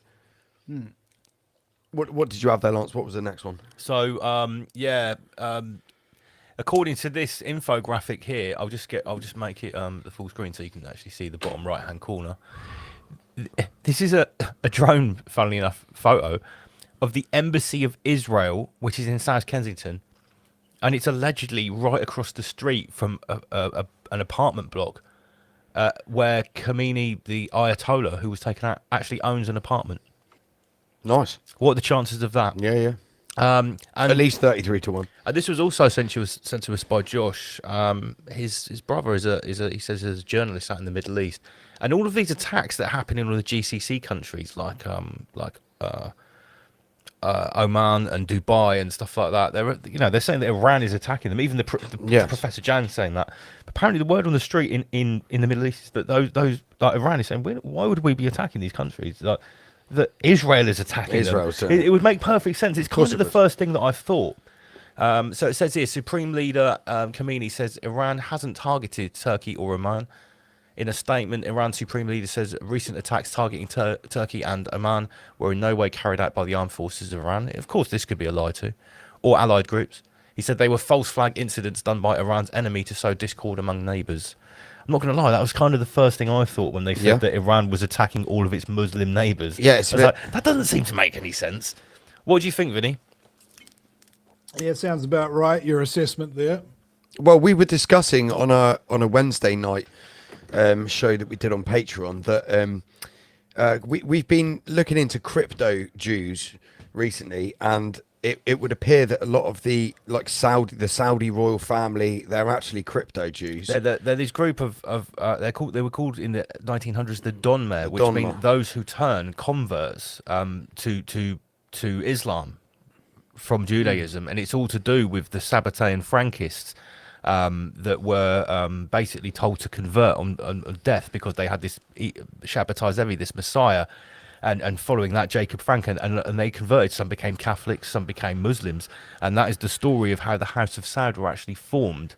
And it sort of answers the question as to why in this Middle Eastern conflict, Saudi Arabia, this most powerful Muslim state, why hasn't it got any beef with Israel when Israel is massacring Palestinians? That never made any sense to me. And a lot of the other the UAE and other GCC countries as well. It's the same thing. They're just letting Israel slaughter all the Palestinians. And we were saying the other day that the Ayatollah is actually what was very white. He was very white and light skinned, and we were theorizing that he might be the Iranians might be the true Aryans. Well, it's a crazy situation because you've got people in Israel who are allegedly fake Khazarian Jews claiming to be Semites, attacking a country which is the home of ancient Aryans. That's what Iran is. Yes. Which is now being controlled by Arab Muslim extremists. Mm-hmm. So even if you look at it on the faces like that, it's a super fucked up situation. It's like who's who. Yeah. Do you get what? Does that make any sense, Vinny? To what I just said? Well, it sounds like you're talking about the black nobility. The black cube nobility. Yeah. Yes. Yeah. Look, if you look at, I don't know, from the micro to the macro, if you look at a country like New Zealand and you look at our judiciary, there's a reason why it's called a judiciary. Anyway, there's like, I don't know, 120 high court justices or something like that in the whole country.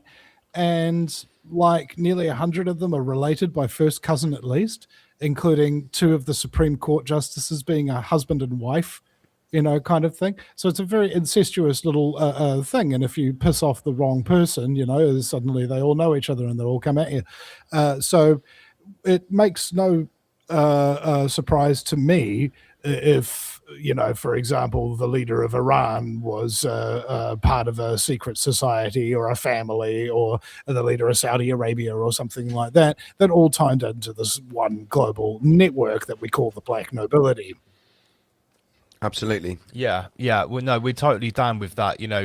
We're actually preparing a presentation that we're looking to potentially take on the road, called the Black Cube Organization, which really sort of goes into this idea that there is an overarching group that works through these 3 Abrahamic priest class. Astrological religions. That, funnily enough, all 3 of them wear little hats, because obviously people use little hat as a term a cover term for Jews, but the Pope wears a small hat. Pope wears a tiny hat. So does the Grey Pope. So does the white. So do a lot of Islamic clerics as well. Yeah. So I used to say Little Hat Mafia. I quite like that. But the Black Cube organisation is quite good. Well, yeah, we're going to make a presentation on it, I think. Right, next slide.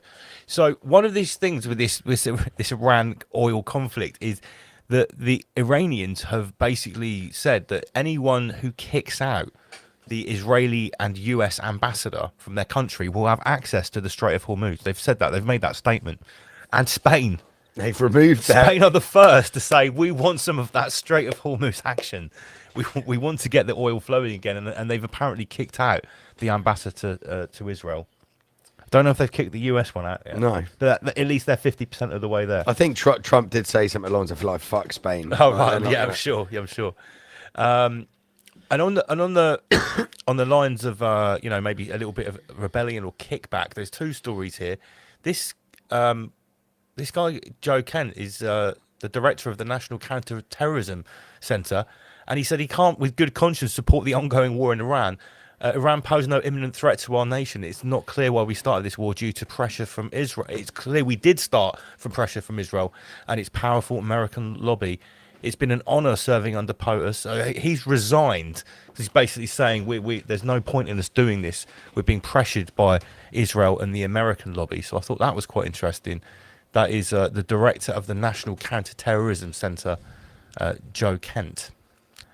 Where's it gone? I'll skip forward. Here's another interesting one. There is only one developed country that is not heading into a demographic crisis and is above replacement birth rates. We're getting a bit spicier here. The same ethno-state lobbies other Western nations to open their borders to third world invasions. Can anybody guess what this country is? Mm-hmm. Do they wear a tiny hat? I've got a feeling this is Tiny Hat Mafia Central. Mm-hmm. Yeah, it is. Obviously, we all know it is. And they seem to have a perfect male-female split as well. Maybe that's because they haven't been overrun by loads of young male migrants, which have fucked up that ratio. Which brings us on. Is this any surprise, Vinny, that this is the one country that isn't like with the falling birth rate? It literally is the only country. Well, in The only developed country. Developed country. Yeah, I should say. Just thinking about the small developed countries that I know. Yeah, they're all heading downhill in that regard. So yeah, that is interesting. It's a rule for thee and not for me. Yeah, well, because they rule thee. Absolutely. But if you think about it, if it's true what they say about kosher food, because there's been a lot of posts recently about people doing the actual nutrient scores on kosher food compared Yeah, I to put a load in our our Patreon. The non-kosher equivalent Comparison. And like the kosher version is like 95% in the green, and the Goyslop version is like 35% and it's red because it's just full of shit and additives. Well, if you just eat kosher food for your whole life, you probably don't destroy your fertility. Correct. Yeah, which would probably help this graph. They've got their own Coca-Cola. It's got a yellow cap. Yeah. Kosher Coca-Cola, which isn't full of AIDS. It's not full of AIDS. Okay. Oh, this was a quote from the professor. If they do not destroy the Al-Aqsa Mosque, and if they're able to achieve peace, then my prediction model and my analysis is wrong, and just ignore me for the rest of my life. It won't be wrong, though, will it? It's probably not going to be wrong. It's not gonna be wrong. His predictions are probably going to be right, unfortunately, because they're like Vinny said, they're clearly following a script. I'll let this one. There's another there's a thing about raising children, resilient children, an audiobook that I listened to recently. Believe me, I'm going somewhere with this. When you say something's not going to happen, replace that with not yet, because then it opens the door for possibility. So if Mr. Jang, Dr. Jang, is it? Professor Jang, he calls himself. Professor Jang, the man. And if he's wrong, it doesn't mean he's wrong yet. Okay, these things are run over big timelines. I mean, if they want Agenda 21 full implementation, a global civilized society with I think maybe 15% of the population left, maybe 5%, and it'll be completely, entirely, and utterly enslaved in these tiny little megacities where all the rest of the world is left to nature and the elite who can go and hunt in it. And microchips for you that say don't do this, and microchips for them that say you can do whatever you want. Right? That's what they want by 2100. So don't be in a rush for the end of the world, ladies and gentlemen. These people are professionals and they do things slowly, very slowly. Yeah, just slowly enough for you not to kick back too much. Mm-hmm. We just before the Iran thing did kick off, it was noted that in Tehran, I believe it was in the capital, they burnt the Baal effigy which had a Star of David or Star of Moloch cross on its head, and that was just before the war started, and it was all over social media, and in the Times of Israel, like we showed, they actually properly kicked off about it. They said, well, Satan Netanyahu actually said this is the most anti-Semitic thing you can do, which we thought was hilarious, because obviously, you know, it's an old trope that they're Canaanites and Baal worshippers who sacrifice children, and when they made this effigy, they took it really offensively. Well, now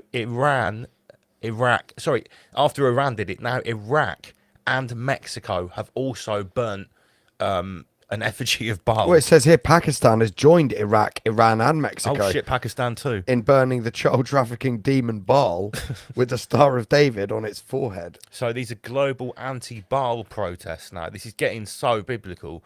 That one's in Baghdad. This here, some Muslims and members of the Iranian community in Mexico protest against the United States and Israel by burning an effigy of the Baal or the bull. Interesting.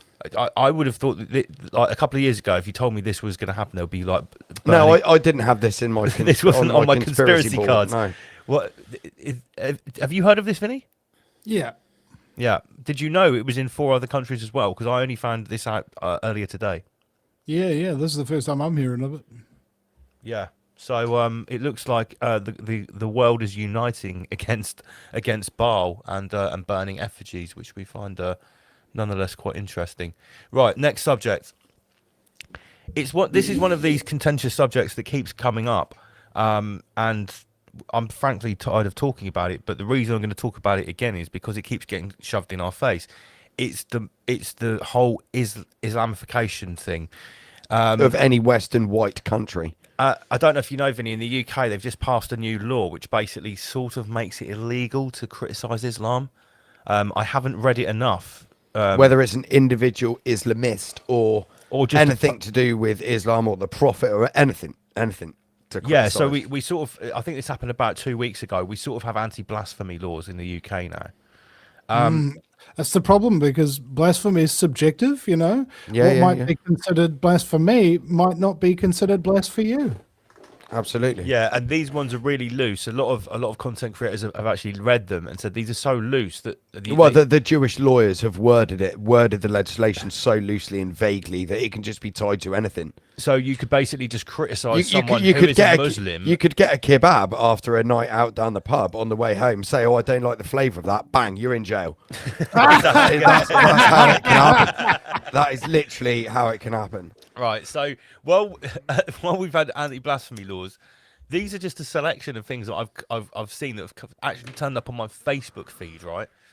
Now, remember, in the UK, Muslims are only 6% of people. In the past, Currently, I've been like a defender of Islam, saying Muslims getting a hard time. But now, the pandering to the 6% of people is getting so bad, and it's getting shoved down our throats so much. Well, it creates things like this, Lance. Right, so teachers have been told to consider alternative sanctions for students during the Islamic Holy Month. Labour's council urges teachers not to give after-school attention to Muslims during the month of Ramadan. All right, so you don't get after-school attention in Ramadan. British Muslims are more. This is claiming British Muslims are more loyal to the UK than general public. New poll reveals. Pure gaslighting, absolute pure gaslighting. This is race communism. This is race communism. No, if I may, the reason why they're so pro-democracy is because they have more children than you do. And eventually they'll be able to vote your representation from your religion and your beliefs out. And the pro-democratic version is them now outnumbering you.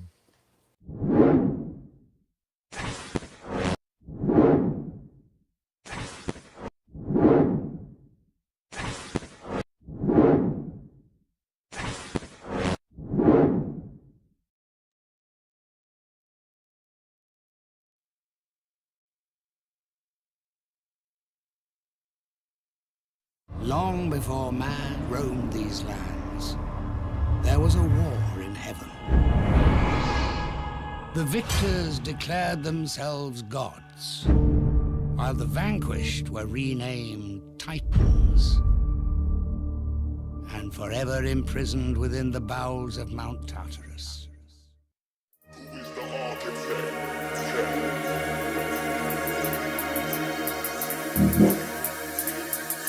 The truth is so incredible, we might just bust your head. Who is the architect?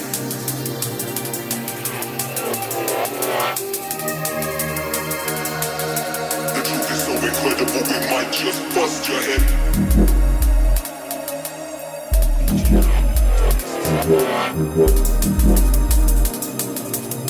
Who is the architect? Who is the architect of all creation? You see, I can see the changes in vibration.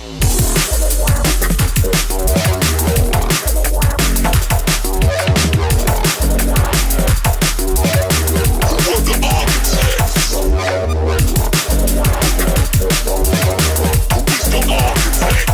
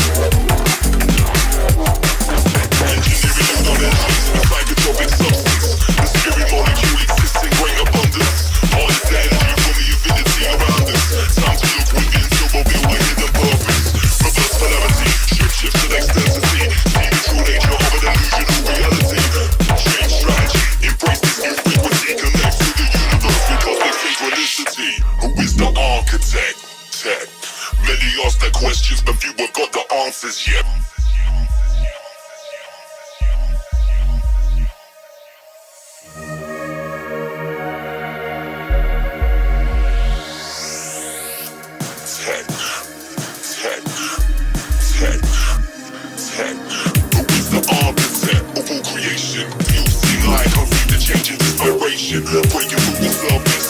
Doing it purposely, consciousness triumphs in the face of the earthly. Strong ties of heaven, weak links are severed. We strive towards the God that we endeavored. Believe, revealing hidden knowledge. Ancient clay tablets, clues to the creators of this world that we inhabit. Who are the architects? Who are the architects?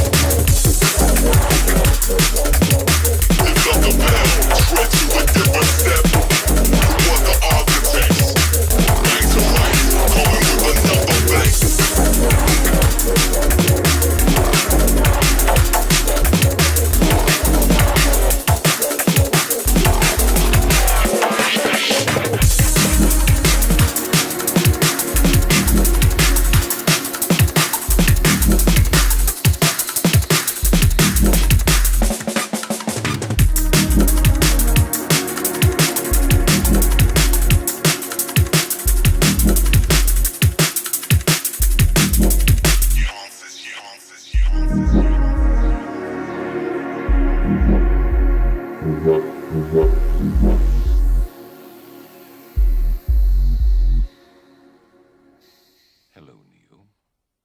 Who are you? I am the architect. I created the Matrix. I've been waiting for you.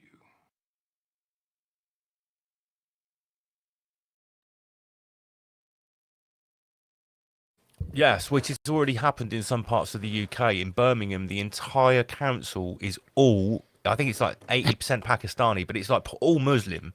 And there was a meeting at some the council. Bangladeshi in there as well, Lance. Yeah, there were a little bit, but mostly Pakistani. And a meeting recently where all of the councillors were Muslim. They were celebrating, going, "We've done it, we've done it. Now we can move this to the rest of the West Midlands." So they're like openly saying, like, now we've taken over Birmingham, we control colonisation. all of the council. We can expand. And the thing is, it's like, it's now so blatant that the government is not just facilitating this, but telling anyone that's got any issue with it that they're a racist, Islamophobic bigot. It's just so preposterously in your face now. That the gaslighting's off the scale here in the UK. Gasmark 33. Let's have a little video to back this up. This is a council meeting where constituents get 30 minutes to speak a month to their councillors, and they've allowed this to happen in the middle of this 30 minutes. Allahu Akbar, Allah.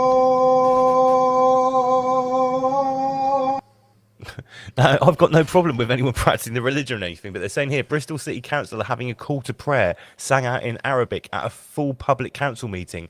Councillor Abdul Malik reposted Hamas and is a halal butcher. Like, even the way they're writing this is just for pure peasant baiting.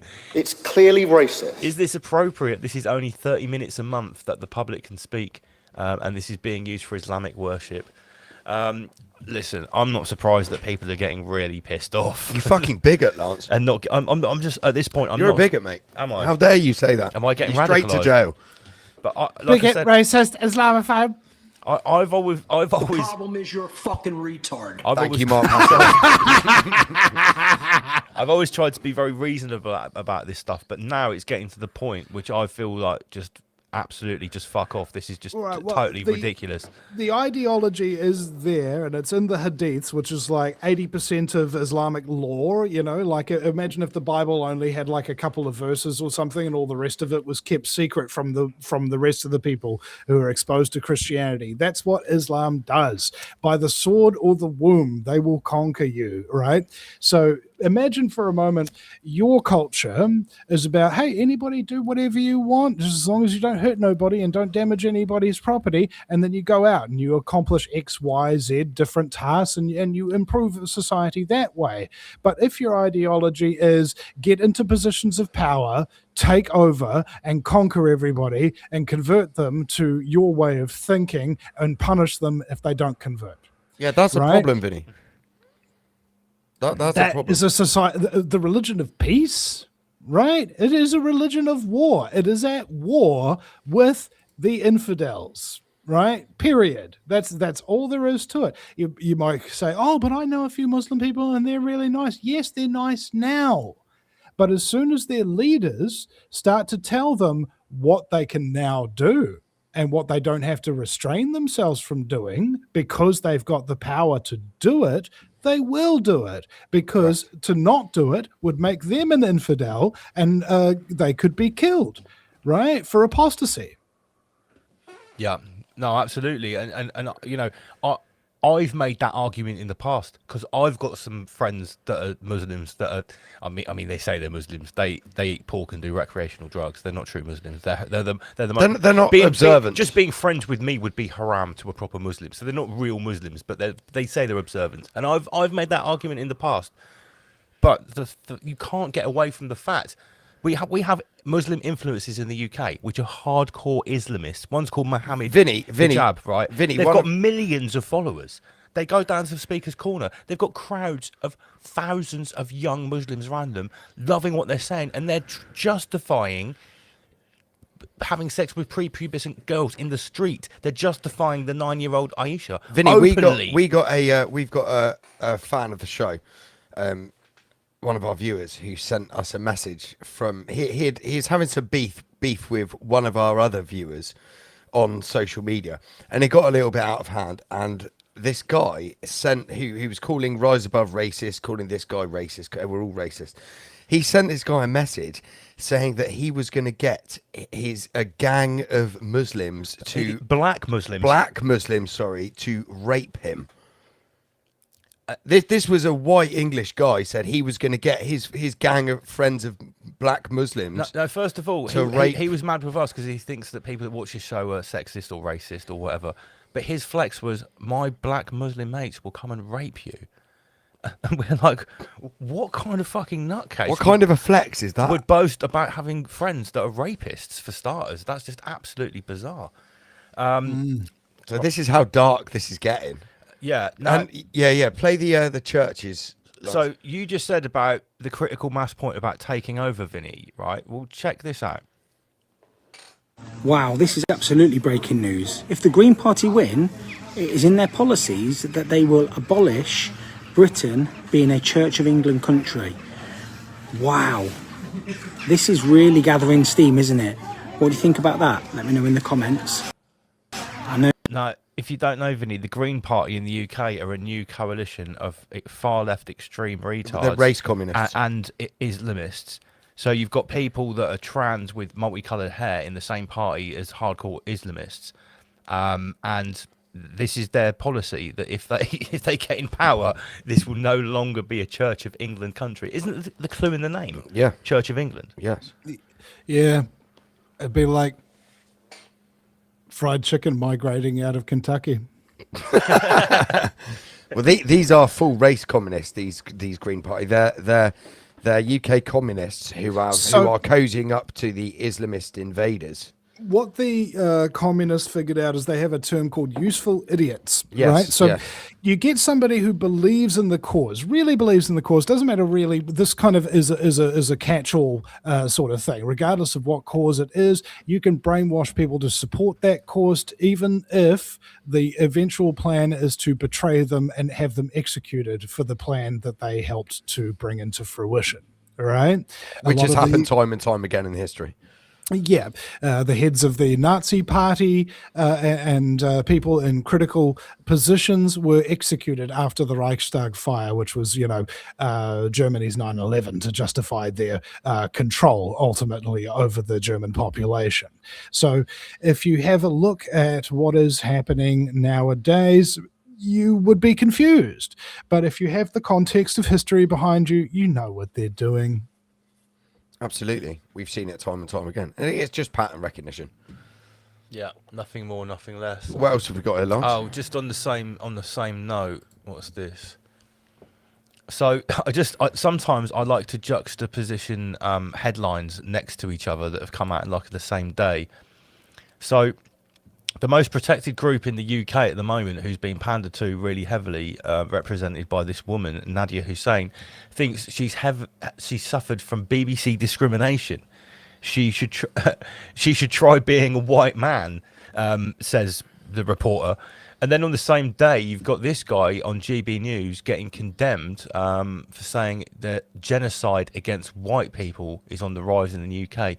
Thomas Corbett Dillon, who claims to have advised Boris Johnson, says immigrants could turn on white people. This kind of rhetoric was like not mainstream Telegraph and stuff not very long ago. It's really starting to ramp up now. Is this kind of stuff is this kind of stuff on the table in New Zealand as well, Vinny, or is this a UK thing? Yeah, well, for example, we just had a anti-immigration protest that was supposed to go over the Auckland Harbour Bridge, which protests often go over throughout New Zealand history. And it was, for the first time, I think I've seen a major protest not being allowed to go over that bridge. And this decision was made by the Commissioner of Police and the Chief of Police at the same time, both of them being Muslims. Excellent. Excellent. Now, I don't want to point any fingers or make any connections that aren't there, so I'll just leave it at that. Yeah, well, I think that archetype might be applicable to a lot of what happened in the north of England with those grooming gangs as well, because a lot of the police were also from the same community as the offenders, and the councillors, and the councillors, yeah, might have the social services, might have something to do with why it was covered up. Not that people didn't want to be called racist. But I mean, we're just nepotism. I found this video earlier, Vinny. We're going to play this now. This is the type of demographic that are being imported. Well, let me just preface this, right? Do you remember, Vinny, when we had like the Me Too movement and there was a lot of talk about rape culture?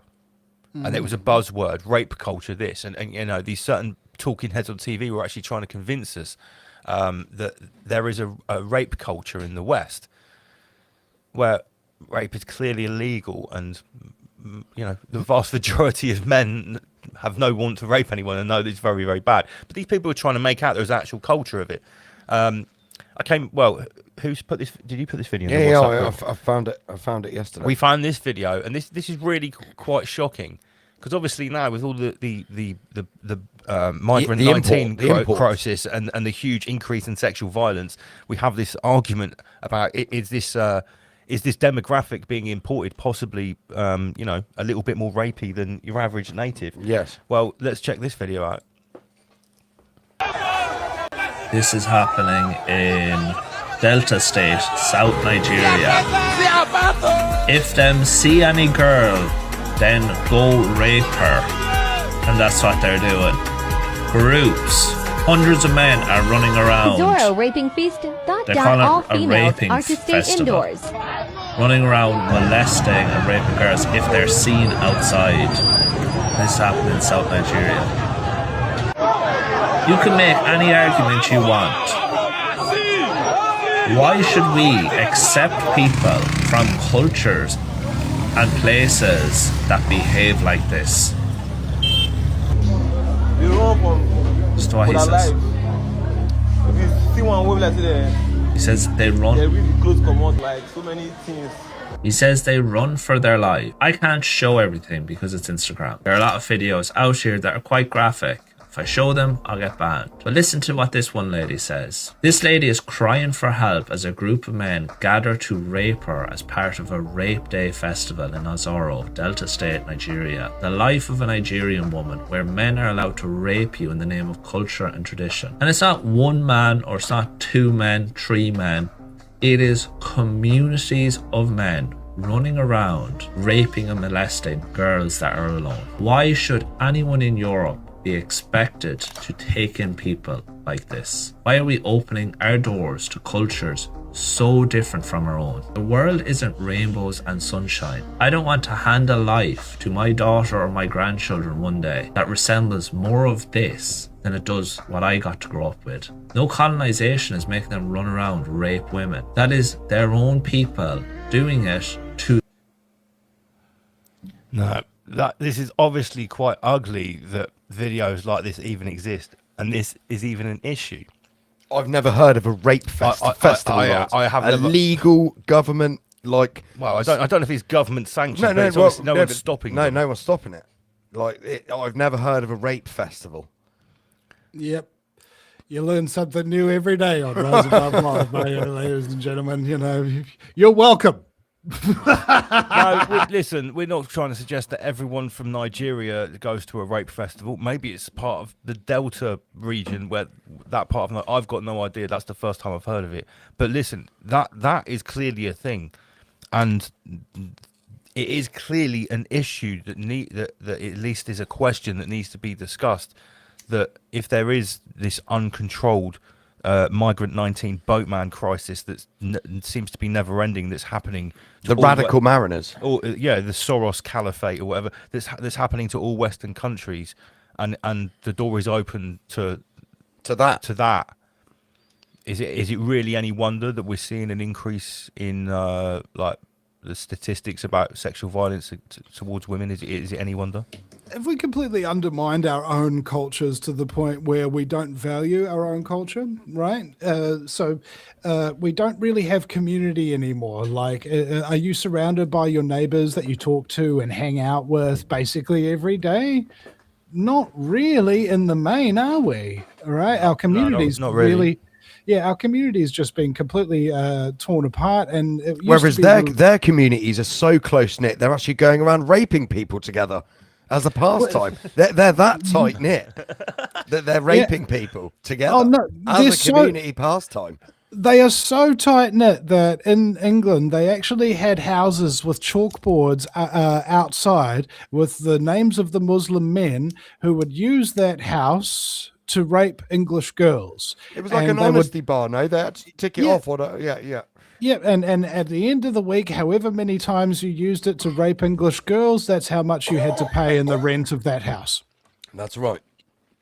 All right, these people are organized, and you know, again, let's just focus on the worst ones, because you know there are moderates, there are people that in the culture, just like in Freemasonry, for example, you have no idea what the organization of Freemasonry is really about until you've been tapped on the shoulder and brought to those higher levels. The people of those higher levels, however, are the measure by which you look and assess the entire organization as a whole. So it doesn't matter if you're a moderate person who's never raped anybody, you're still part of that club that somewhere up the chain, unbeknownst to you and uncontested by you, do these crimes against other human beings. Sure. I mean, when the whole of the West is being flooded with these cultures and demographic, and everyone can clearly see the demographic change. Vinny, I just want to ask you what I mean, we're seeing, especially in the US and here in Europe, basically, the rise in people openly, you know, describing themselves as having Nazi ideology, and there's plenty of there's like people like Thomas Sewell in Australia. Are you aware of him and all the No, he's a. I mean, he's even got a Hitler tash. That's Yeah, the he's guy I'm a thinking of, isn't it? skinhead, wears bomber jackets, and but he's organising. He's actually got quite a big following, and people are now. It's seemingly cool to be a Nazi at the moment. It's massively cool on Instagram. We've seen hundreds of pages making these new like super fast-paced memes with dance music, with all Nazi imagery, and there's thousands and thousands of comments. Yeah, it's actually a huge thing. I was wondering if you've witnessed that in New Zealand as well. Not personally, but the reason why Nazism actually came to a rise in the front was because the Treaty of Versailles post World War One put all these war debts onto Germany, and Germany had to keep paying off these debts, and people were going hungry. Their currency was devalued, and the Nazi Reich rose because they united people with a vision for what Germany could be, and they had an enemy identified that they could unite people against. It wasn't the Jews, it was the communists. The Nazis rose to fight the communists. So at the moment, you're saying that Nazi seems to be rising. Well, have a look at the communist entity, right? Sure. Yeah, And sure. So the New World Order finances and controls both of these sides. However, there is an ideological split between them. One is far right authoritarianism, and the other is far left authoritarianism. But it's still authoritarian, right? Because there are two factions of the New World Order and their ideology. They agree. Absolutely. And we'll work together that they want authoritarianism. So anybody who is anti-authoritarian, they don't really get in their ranks. But they don't necessarily 100% agree whether or not communism or fascism is going to be the way to save everybody and rule over us in a dark god future. Right? So they will have these things opposing each other, just like when Mark Passio became a Satanist because he realized religion was BS. He realized Satanism was evil too. And so they try to capture you with right and left ideology instead of capturing people with right and wrong moral behavior. Sure. Yeah, sure. absolutely. You kind of answered the next question I was going to ask was do you think that if you have observed it, do you think the rise in Nazism would be a natural response to the rise of Bolshevism, which we're seeing everywhere? But you already said that. Because I mean, what's going on here, Vinny, in the UK is literally to the letter straight out of the Bolshevik playbook, and I'm sure it's the same. We saw some horrific things in New Zealand and Australia on your side of the world during Kosher 19 with the authoritarian Bolshevism, and it's certainly on the rise here. What else have you got here, Lance? Well, this is one that you put in, which was a little bit funny. Sorry, I'm wrestling with my cat Hermes here. He's trying to get control of the mouse. Oh yeah, this is one that my wife Becky has found. King Charles serves jollof at a tea party and says Nigeria does it best. The royal family might have stepped into one of the biggest debates in African culture. Charles III hosted a state banquet at Windsor Castle for Nigeria's President Bola Ahmed Tinubu. We've just seen what's going on in Nigeria. Yeah, all right, the raping rape festival. So while the raping festival is on, the president has made it over to have a state banquet. And during his speech, the king referred to a recent jollof and tea event that he hosted where he was told the jollof rice being served was the best and that it was Nigerian. That sounded like a light comment, but it's now sparked reactions. Anyone knows the culture. This is not just food. It's a long-running rivalry. And it's to do with Ghanaian and Nigerian rivalry over jollof rice. This is, like, with everything going on, like, what this is just peasant bait. What the fuck is he doing? Like, yeah. What is this really about? Like, because did he not realise like how much like they are serious about jollof rice? Yeah.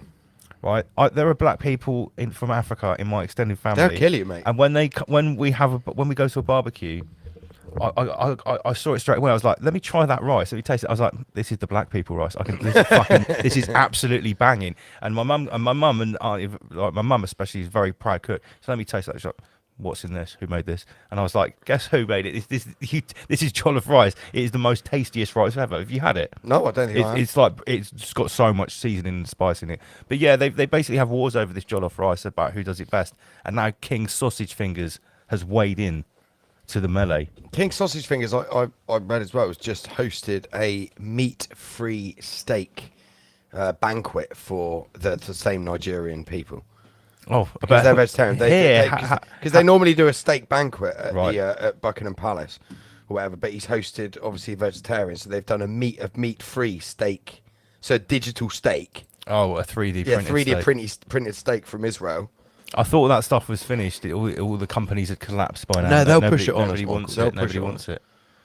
Your digital steak. Oh yeah, show Vinny a bit of Sharia law there. The horseman, the Manchester horseman that we had here. We covered this last week. These horsemen were riding through Manchester with armbands that said Sharia law. They law. actually did have an armband that said Sharia on it, right? Yeah, Sharia law enforcement. And the police were doing nothing about it. And we were saying, like, who the fuck paid for this? Those are no normal horses to ride them through a city centre, a built-up city centre. Those need to be trained horses. They need to be trained riders. Like, is this a government psyop? Is an actual Islamist group paying for this? So we were asking the questions. Well, the Daily Mail has come out and they've called them the Horsemen of the Ayatollah. Revealed the Horsemen of the Ayatollah who rode through Manchester. 35-year-old engineering lecturer who did not support the Ayatollah, but he was acting as a peacemaker on the night because there was a protest or a vigil for the Ayatollah Khomeini who'd just been died. Both his horses, Khyber and Lionheart, they stay at stables 20 miles outside the city centre. Describing himself as a British-born Pakistani Muslim, he was only aware of the vigil was taking place because some of his friends were attending. This sounds like a main bullshit story. Yeah. Did you see this clip? Did it make it over to NZ? This is quite a thing here. Sharia law horseback. The thing is, like, this is so fucking clown world. It really is, because if this story is true and these guys were there just to be peacekeepers for the Ayatollah, I think that's bollocks, mate. Why have they got Sharia law written on the band? I think the UK government, along with the monarchy, they want a race war here in the UK and any other Western country. They really are trying to get a race war going, or some kind of religious war here. Absolutely. Well, it's a matter of there's two things at play here. One is coverage and the other is concision. All right, concision means to make something very, very short so somebody can understand. They can just show a picture, have a headline, somebody can understand it. But if it's a much more complex issue, you're going to have a great difficulty with the amount of coverage of getting things out there. And the second question of the coverage is, what are you actually covering? What are you putting out there, and for what reason are you doing? For the example about gun ownership in the United States, there was a story about somebody who walked into a convenience store and held the place up with a gun, and then somebody else, another customer with a gun, put the gun on the robber and held them until police arrived. It was covered on one local network. Then north in a gun ban zone, somebody walked into a Wendy's and opened fire on the place and shot 3 people, killed one of them, and it was covered on 70 network news pieces. You see, if people want a particular narrative to be put across, those are the elements that you really have to be looking into to see how much coverage it has and what the agenda might therefore be. Well, this went everywhere. The Sharia law enforcement on horseback, riding through one of the biggest cities in the UK, that got a lot of coverage. I can just imagine a little group of people sitting around, how can we really stoke the public's fear and hatred today? Yeah, man, fear and hatred gets a lot of hits, man. Why don't we just play people off against each other and just look at any one isolated incident out in the middle of nowhere or something like that by a couple of crazies doing something, and then not say that it's everybody doing this and this is what the future is going to be, but imply that, so that we get a much more massive aggro reaction fueled in the public consciousness to create chaos, to distract people from the ruthless, criminal, sociopathic, scumbaggery, child sacrificing, ritualistic Satanists that really run everything, including all the I have toyed with the idea, Vinny, that especially since the rise of the internet is now so big, pretty much since 2010, like everything's out openly in the internet. And I do kind of think they've deliberately made the West so fucked, so unbearable for everyone, that they'll actually be pining for the good old-fashioned fiat banking satanic system run by undercover paedophiles and who aren't so out in the open, like it was back in the 80s and 90s. They good made, old days. like the good old days of that kind of slavery was still better than what we're being dished out infinitely better, just much better. Well, there's culture and then there's technology, and the technology seems to change the culture because it can directly access our reward systems like dopamine in order to influence us on a chemical level to change what we want to do with our time. Pubs, for example, like 30% of pubs have closed and are not reopening because people don't go out anymore. You know, they want to go out and have sex with somebody or find a new partner or whatever. You used to have to go out to do that. Now you've got dating apps and you don't even have to leave your lounger. Yeah, absolutely. Yeah. Which is a great segue to the next story here, which this jumps out at me from nowhere. Just in, Meta announces they'll be shutting down the metaverse after pouring in 80 trillion, lads. Is that 80 trillion? Is it trillion? No, that's 80 billion. Yeah, it's That's billion. 80 Yeah, billion. 1, 2, 3. Yeah. 80 billion into the project. So how long did that last? How long? When was this launched? About COVID Union. Was it time, pre-COVID or post-COVID? I think it was post. Maybe like 2021. So it's been around for. I'll Michael it now. Yeah. Find out. So if it's only been around for 4 years, they pumped in $80 billion. When was the metaverse launched? Yeah, there you go. Let's have a look. What's it saying? October 21. Yeah, there you go. So it's like coming up 5 years, $80 billion down. What a failure. And they were working on it since 1992. That is incredible. But I must say, I mean, as soon as it launched, when I looked at it, it looked preposterously shit. Yeah, it did, yeah. It looked like it's such a joke. Looked wanky. Compared to even such a basic mobile phone game, not like a PlayStation game or anything. How can you create something that's supposed to be the new best thing that's gonna end everything, and it be shit? Yeah, it's retarded. Like people don't realize how expensive like video games are to make. You know, I remember I was kind of like, how much did Cyberpunk 2077 cost to make? And it was like freaking $400 million. Yeah. But do you know what the crazy thing is now, Vinny? Now, in the last couple of months, there's some of the games that have come out that are indie games that are like AAA, and with the AI that's now incorporated into the new engines, they've been built by one person, and they look as good as the games from 2 years ago, which that were would built take by a full team, a team of hundreds of people, and working $400 around the million, clock, yeah, internationally. And something got released the other day, which has caused a big stir in the games industry. There's this new AI machine that can be applied to any game, old or new, and it will take every texture in the game, whether it's a tree, a carpet, the sky, or especially skin, and apply this super badass AI to it, and it will take it looking like this to looking like a photo to having procedurally generated micro pores. Michael pores, yeah. Wow. So but a lot of people in the gaming industry are kicking off saying, well, what about the artist that originally created the game? You're just going to put an AI screen over all of it. And so you've just wiped out what they've created. It's a simulacra. Yeah. It's a simulacra.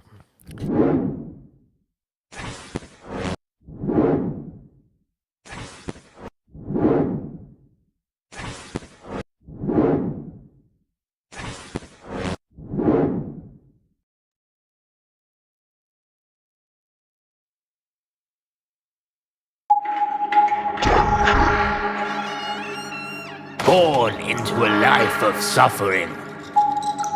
A tortured soul, accustomed to horrific pain and from the age of a mere infant. His mind fermented with perverted pleasures. Sick and twisted desires. There was only one place that could satisfy his insatiable lust for inflicting agony. Only one profession that could truly cater to his torturous tendencies.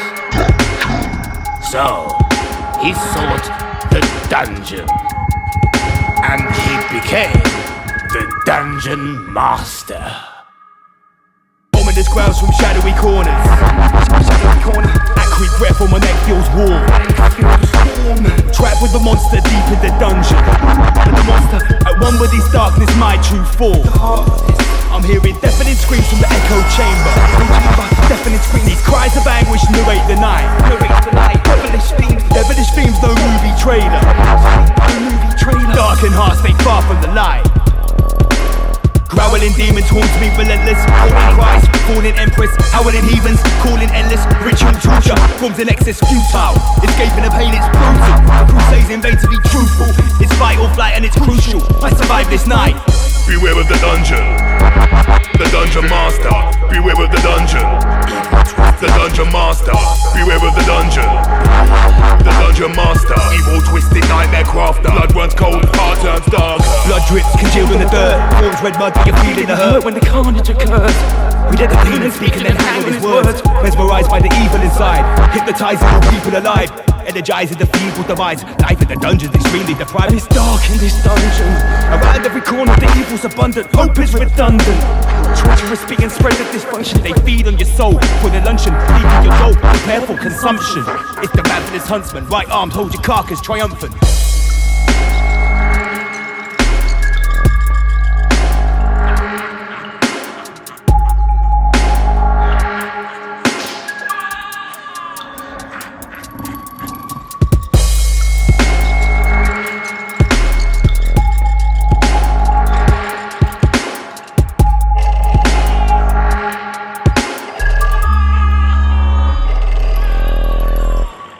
Beware of the dungeon. The Dungeon Master. Beware of the dungeon. Beware of the dungeon. The Dungeon Master. Evil, twisted, nightmare crafter. Blood runs cold, heart turns dark. Welcome to my dungeon. Many you try, no one escapes. Repent your assumptions. Ears are blind, I hesitate. Cherish the darkness. Feed your desire, protect the light. Be heartless regardless. Focus your divine, join you tonight. I'm serving the master, being enlisted. I made a pact in the dungeon, twisted. Observe the drama, I've assisted. Caused destruction, couldn't resist it. Now I'm addicted to his agony. He insisted I'm part of his family. Encrypted verses, blood-soaked rhapsody. Illustrates graphically. Baphomet images, hideous text. Insidious privileges, tearing your flesh. Advocates the village, criminal privilege. Innocent, wicked, and kill with finesse. Nefarious passages written for them. Imperious savages, sinister men. Mysterious messages, forbidden references deep in the dungeon. Time it, your friend. Beware of the dungeon. The Dungeon Master. Beware of the dungeon. The Dungeon Master. Beware of the dungeon. The Dungeon Master. Evil, twisted, nightmare crafter. Blood runs cold, heart turns dark. Beware of the dungeon. Beware of the dungeon. Beware of the dungeon. The Dungeon Master. Evil, twisted, nightmare crafter. Blood runs cold, heart turns dark.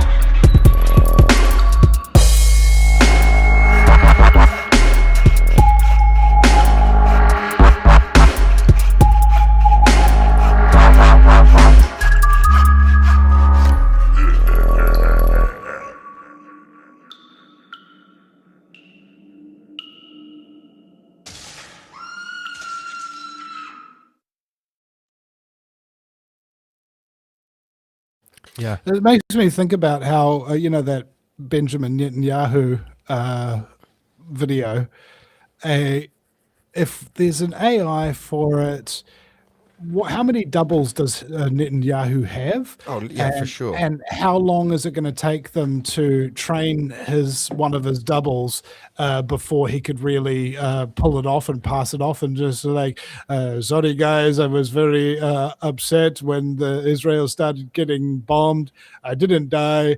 I just needed to confer with my whatever the hell. Over a macchiato.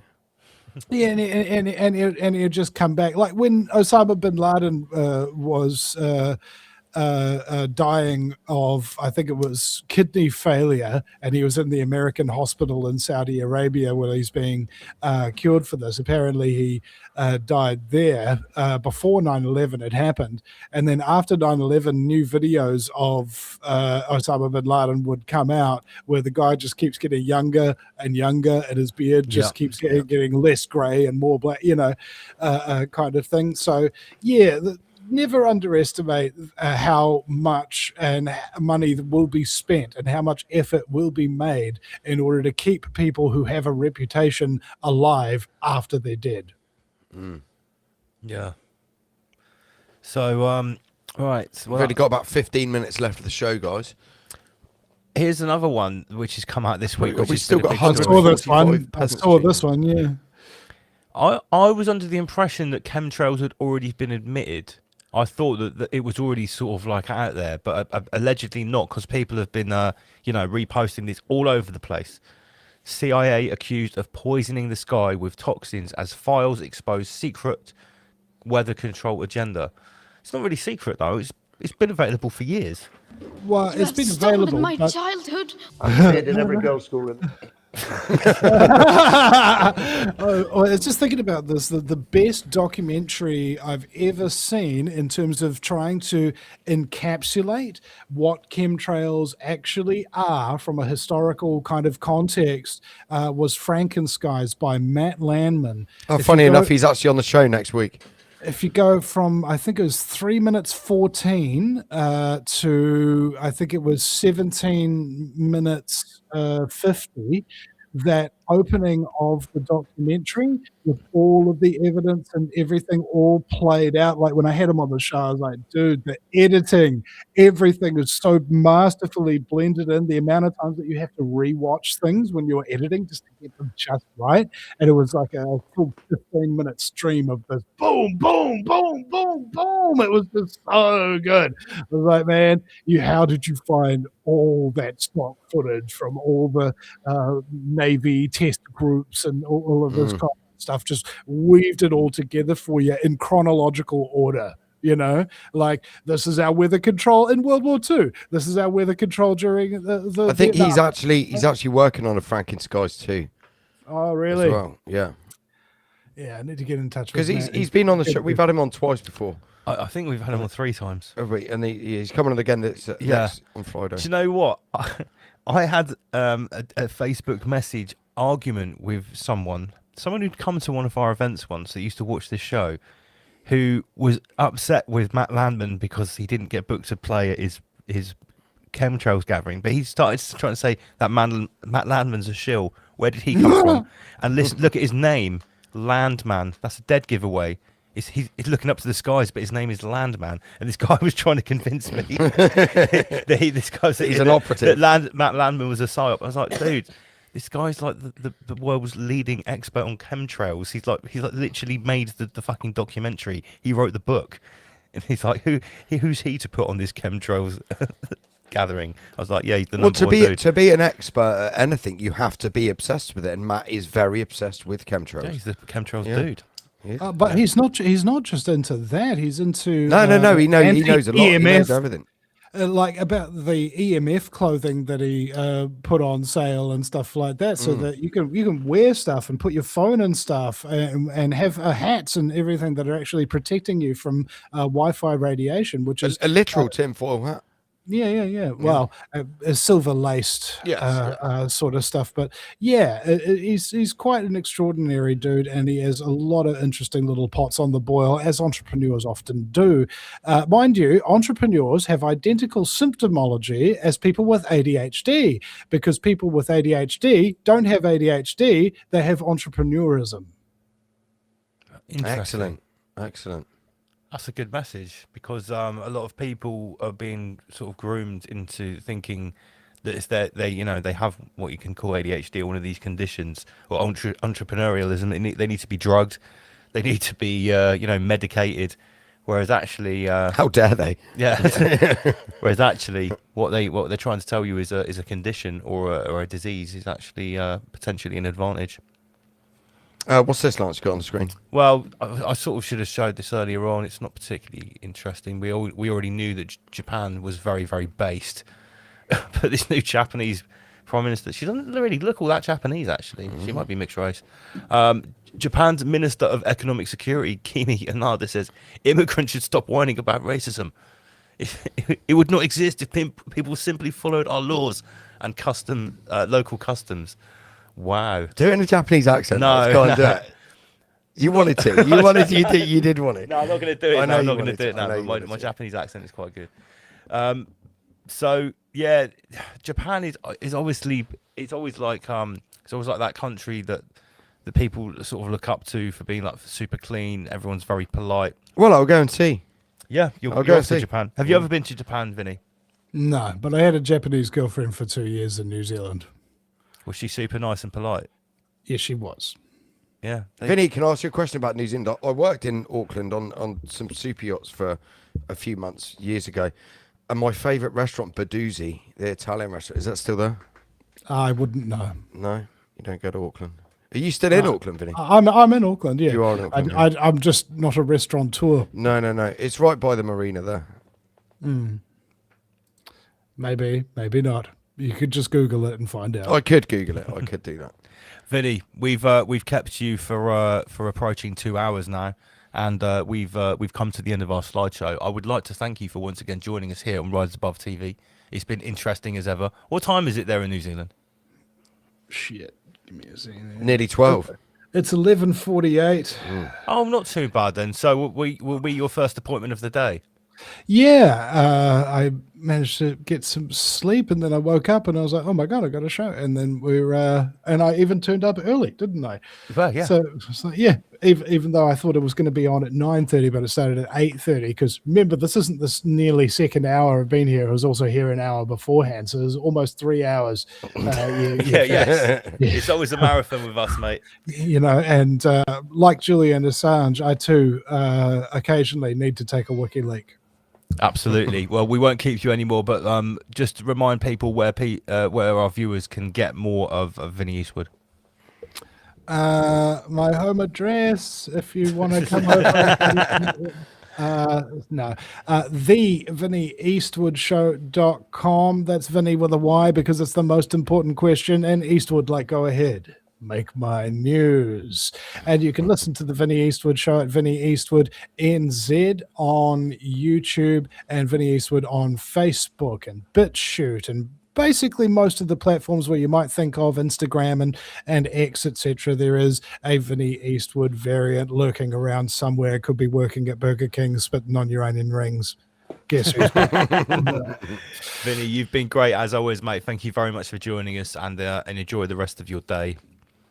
All right, thank you. Thanks, Vinny. much. Great to talk to you, man. And I would also like to pay you a wee compliment here as well. And you guys have this dynamic of having fun, doing the research, doing the work, getting things set up, making sure that there's good visual quality, good audio quality, and that you are respectful and kind to your guests, and you allow all this audience participation. That took a lot of work, guys. And I just want to acknowledge the amount of work you've actually put into this job. And that's from the heart.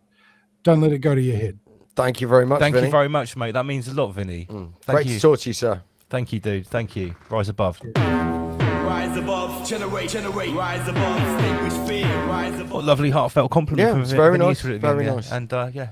It's always good talking to Vinny. What he said is true. It is true. It is a lot of We've worked very hard, and this show does look and sound very good because that's how we wanted it to work. And thank you very much. Same as to our everyone. t-shirts, guys. Buy one. Yeah. If you want to support us, yeah. And guys, everyone that's watching free on Patreon, We've got 152 peasants still tuned in. No, current viewers 54. No, that's just on the Peasantron link. We worked this out the other week, didn't we? That's our right, total okay, viewers. okay, 152. Yeah. So remember, this was free, but Peasantron has got a whole lot more, which you're never going to see on YouTube. We're never going to repost it there. It's only ever going to be on Patreon. It's only £3. Why not just try for 1 month? See what you think. I bet you'll do month 2 as well. The evening with Rabbi Shmuley's worth just that alone's worth the £3. We're doing an evening with the professor on Sunday. There's loads of videos coming out, and I'm going to be making some more in the next couple of weeks. Guys, thank you for tuning in, and word to your nan. Word to your nizzle. Word to your nizzle.